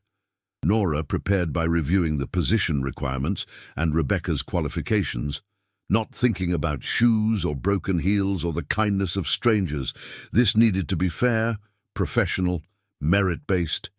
But when Rebecca walked into the interview room, looking nervous and hopeful in a navy dress and sensible flats, Nora felt her professional composure crack. The young woman looked older than 25, the way grief ages people prematurely. But her eyes held determination that Nora recognized intimately, the look of someone who'd survived something terrible and refused to be defined by it. "Miss Mills, thank you for coming," Nora said, extending her hand. "I'm Norah Stevens, Senior Director of Operations." Rebecca shook her hand, and for a moment they were just two women meeting professionally. Then Rebecca's eyes widened with sudden recognition. "Wait, you're... From that morning, outside this building, you gave me your shoes," Nora finished. "Yes, but we're not here to talk about that. We're here to talk about whether you're right for this position. So let's start with that, shall we?" For the next 30 minutes, they conducted a proper interview. Rebecca's answers were thoughtful, her understanding of logistics fundamentals solid, her eagerness to learn evident. She had potential, raw and unpolished, but real. "Tell me about your career goals," Nora said. "Where do you see yourself in 5 years?" Rebecca's composure faltered. "Honestly, 5 years feels impossible to plan for. 2 years ago, I was married and planning a future with my husband. Then he died in a car accident, and I was a widow with a baby and no idea how to provide for her. So my goal is simpler than 5 years. My goal is to be someone my daughter can be proud of, someone who works hard, treats people with kindness, and doesn't give up when things get difficult." Nora felt her throat tighten. She'd been there. She was there. Maybe everyone was there in different ways. "That's the best answer I've heard to that question," Nora said. "Miss Mills, Rebecca, I want to offer you this position, not because of what happened outside this building 3 months ago, but because you have the qualities we value most: resilience, humility, and a willingness to learn." Rebecca's eyes filled with tears. Are you serious?" "Completely. You start Monday if you're available. We'll work around your childcare schedule. That's something I understand better than most. I don't know how to thank you. Thank me by being excellent at this job and paying forward the opportunities you're given. That's how gratitude works best." Nora stood, extending her hand again. "Welcome to Harris Innovations, Rebecca." After Rebecca left, walking on air or as close to it as someone could manage in sensible flats, Nora sat in her office and let herself feel the weight of the moment. The circle had closed. The woman she'd helped on her worst day was now getting a chance at her best. Grace appeared in the doorway, smiling like she knew a secret. "Did you just hire Rebecca Mills? How did you—" "I told you. I know everything." Grace came in and closed the door. "That was beautiful, Nora. Giving her the job on merit, not charity. Your father would have loved that." "You didn't know my father." "No, but I know you. And character like yours doesn't appear from nowhere. Someone taught you that integrity matters more than convenience." They sat together in comfortable silence. Two women who'd found family in unexpected places, who'd learned that the best kind of leadership was the kind that lifted others without diminishing yourself. "Grace," Nora said after a while, "thank you for everything, for mentoring me, believing in me, protecting me when I needed it. Honey, that's what family does. And your family now. Forever." 6 months after her barefoot interview, Nora stood at the podium in Harris Innovations' main auditorium, looking out at 300 employees gathered for the quarterly company meeting. The distribution network expansion was complete, all 3 regional hubs operational, efficiency metrics exceeding projections, client satisfaction at record highs. Ronald had asked her to present the results and the lessons learned. But as she looked out at the faces, Tom and Lisa in the 3rd row, Grace sitting near the back with her proud smile, Rebecca near the front taking careful notes, Jennifer nodding encouragingly, Nora realized this presentation was about more than logistics and metrics. It was about transformation, not just of distribution networks, but of lives. 6 months ago, she began, her voice steady despite the butterflies, I walked into this building for an interview without shoes. Some of you know that story. It's become part of my identity here, and I've made my peace with that. But today, I want to talk about what those missing shoes taught me, about vulnerability, about authenticity, and about the kind of leadership that builds not just efficient systems, but strong communities.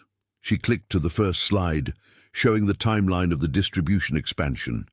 This project succeeded, not because I had all the answers, but because I surrounded myself with people who filled in my gaps. Tom brought experience I didn't have. Lisa brought fresh perspectives I needed. Grace brought wisdom that guided every major decision. And when someone tried to sabotage our work, this team, this community, stood by the truth instead of the convenient lie. The presentation flowed from there, data and analysis, lessons and insights, challenges overcome and opportunities seized.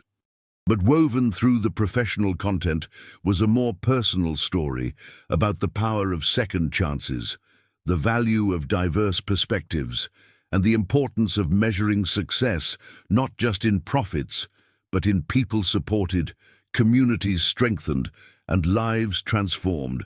When she reached the final slide, Nora paused, looking out at the audience with sudden emotion. I want to end by introducing someone. Rebecca Mills joined our operations team 3 months ago.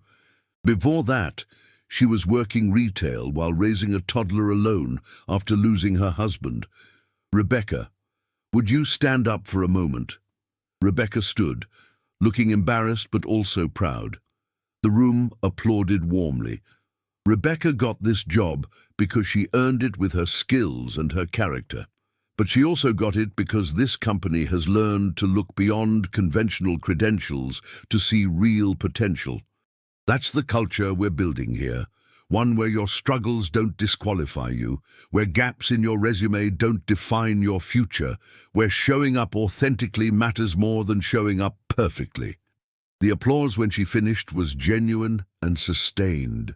As Nora stepped down from the podium, people approached to shake her hand, to thank her, to share their own stories of struggle and redemption. It was overwhelming and humbling, and more meaningful than any professional achievement she'd ever imagined. Ronald found her as the crowd dispersed, his expression carrying something that looked like paternal pride. "That was one of the finest presentations I've heard in this auditorium. You've become exactly the leader I hoped you'd be." "I had a good teacher," Nora said, smiling. "I didn't teach you integrity, Nora. I just recognized it and gave it room to flourish." He glanced around the auditorium, then back at her. "Walk with me for a moment." They walked through the building Nora had first entered barefoot, past the lobby where Carlos, the security guard, waved cheerfully, into the elevator that rose to the 27th floor. In Ronald's office, he poured 2 glasses of water and sat across from her with an expression that suggested important news. "I'm planning to step back from daily operations next year," he said without preamble. "Not retiring, but transitioning to more strategic work. The company needs someone to manage day-to-day operations across all divisions, someone who understands both the technical and human sides of business. I want that person to be you." Nora's mind went blank for a moment. "You're offering me Chief Operating Officer? I'm offering you the opportunity to help shape this company's future at the highest level. You've earned it, Nora. Not because of a compelling origin story, but because of consistent excellence, authentic leadership, and the kind of integrity that inspires others." "I need to think about it," Nora said, her thoughts racing. "That's a huge responsibility. Take your time. But know this, I wouldn't offer if I didn't believe completely in your ability to succeed. You've already proven you can handle pressure, betrayal, and success without losing yourself. Those are rare qualities." That evening, Nora sat with Leo and Patricia at their kitchen table, the same table where she'd counted coins 6 months ago, and told them about Ronald's offer. "That sounds important," Leo said, his eyes wide. "Are you going to say yes?" "I don't know yet, sweetheart. It's a big decision. But you'd be really good at it," Leo insisted. "You're good at helping people and fixing problems. That's what bosses do, right?" Patricia smiled at her grandson, then turned to Nora. "He's not wrong, but honey, this isn't a decision anyone else can make for you. What does your heart say?" Nora thought about it, really thought about it. 6 months ago, she'd been desperate for any job that paid enough to keep the lights on. Now, she was being offered one of the most senior positions in a billion-dollar company. The transformation was so complete, it felt almost fictional. But beneath the professional achievement, beneath the title and salary, was something more fundamental. She'd stayed true to herself. She'd given away her shoes because her heart demanded it. She'd walked in barefoot because her integrity wouldn't let her retreat. She'd stood up to sabotage because honesty was more important than safety.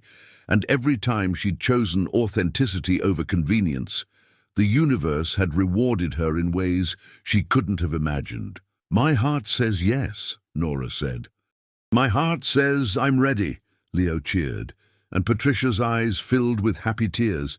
And in that small kitchen where so many hard decisions had been made, this easy one felt like coming home.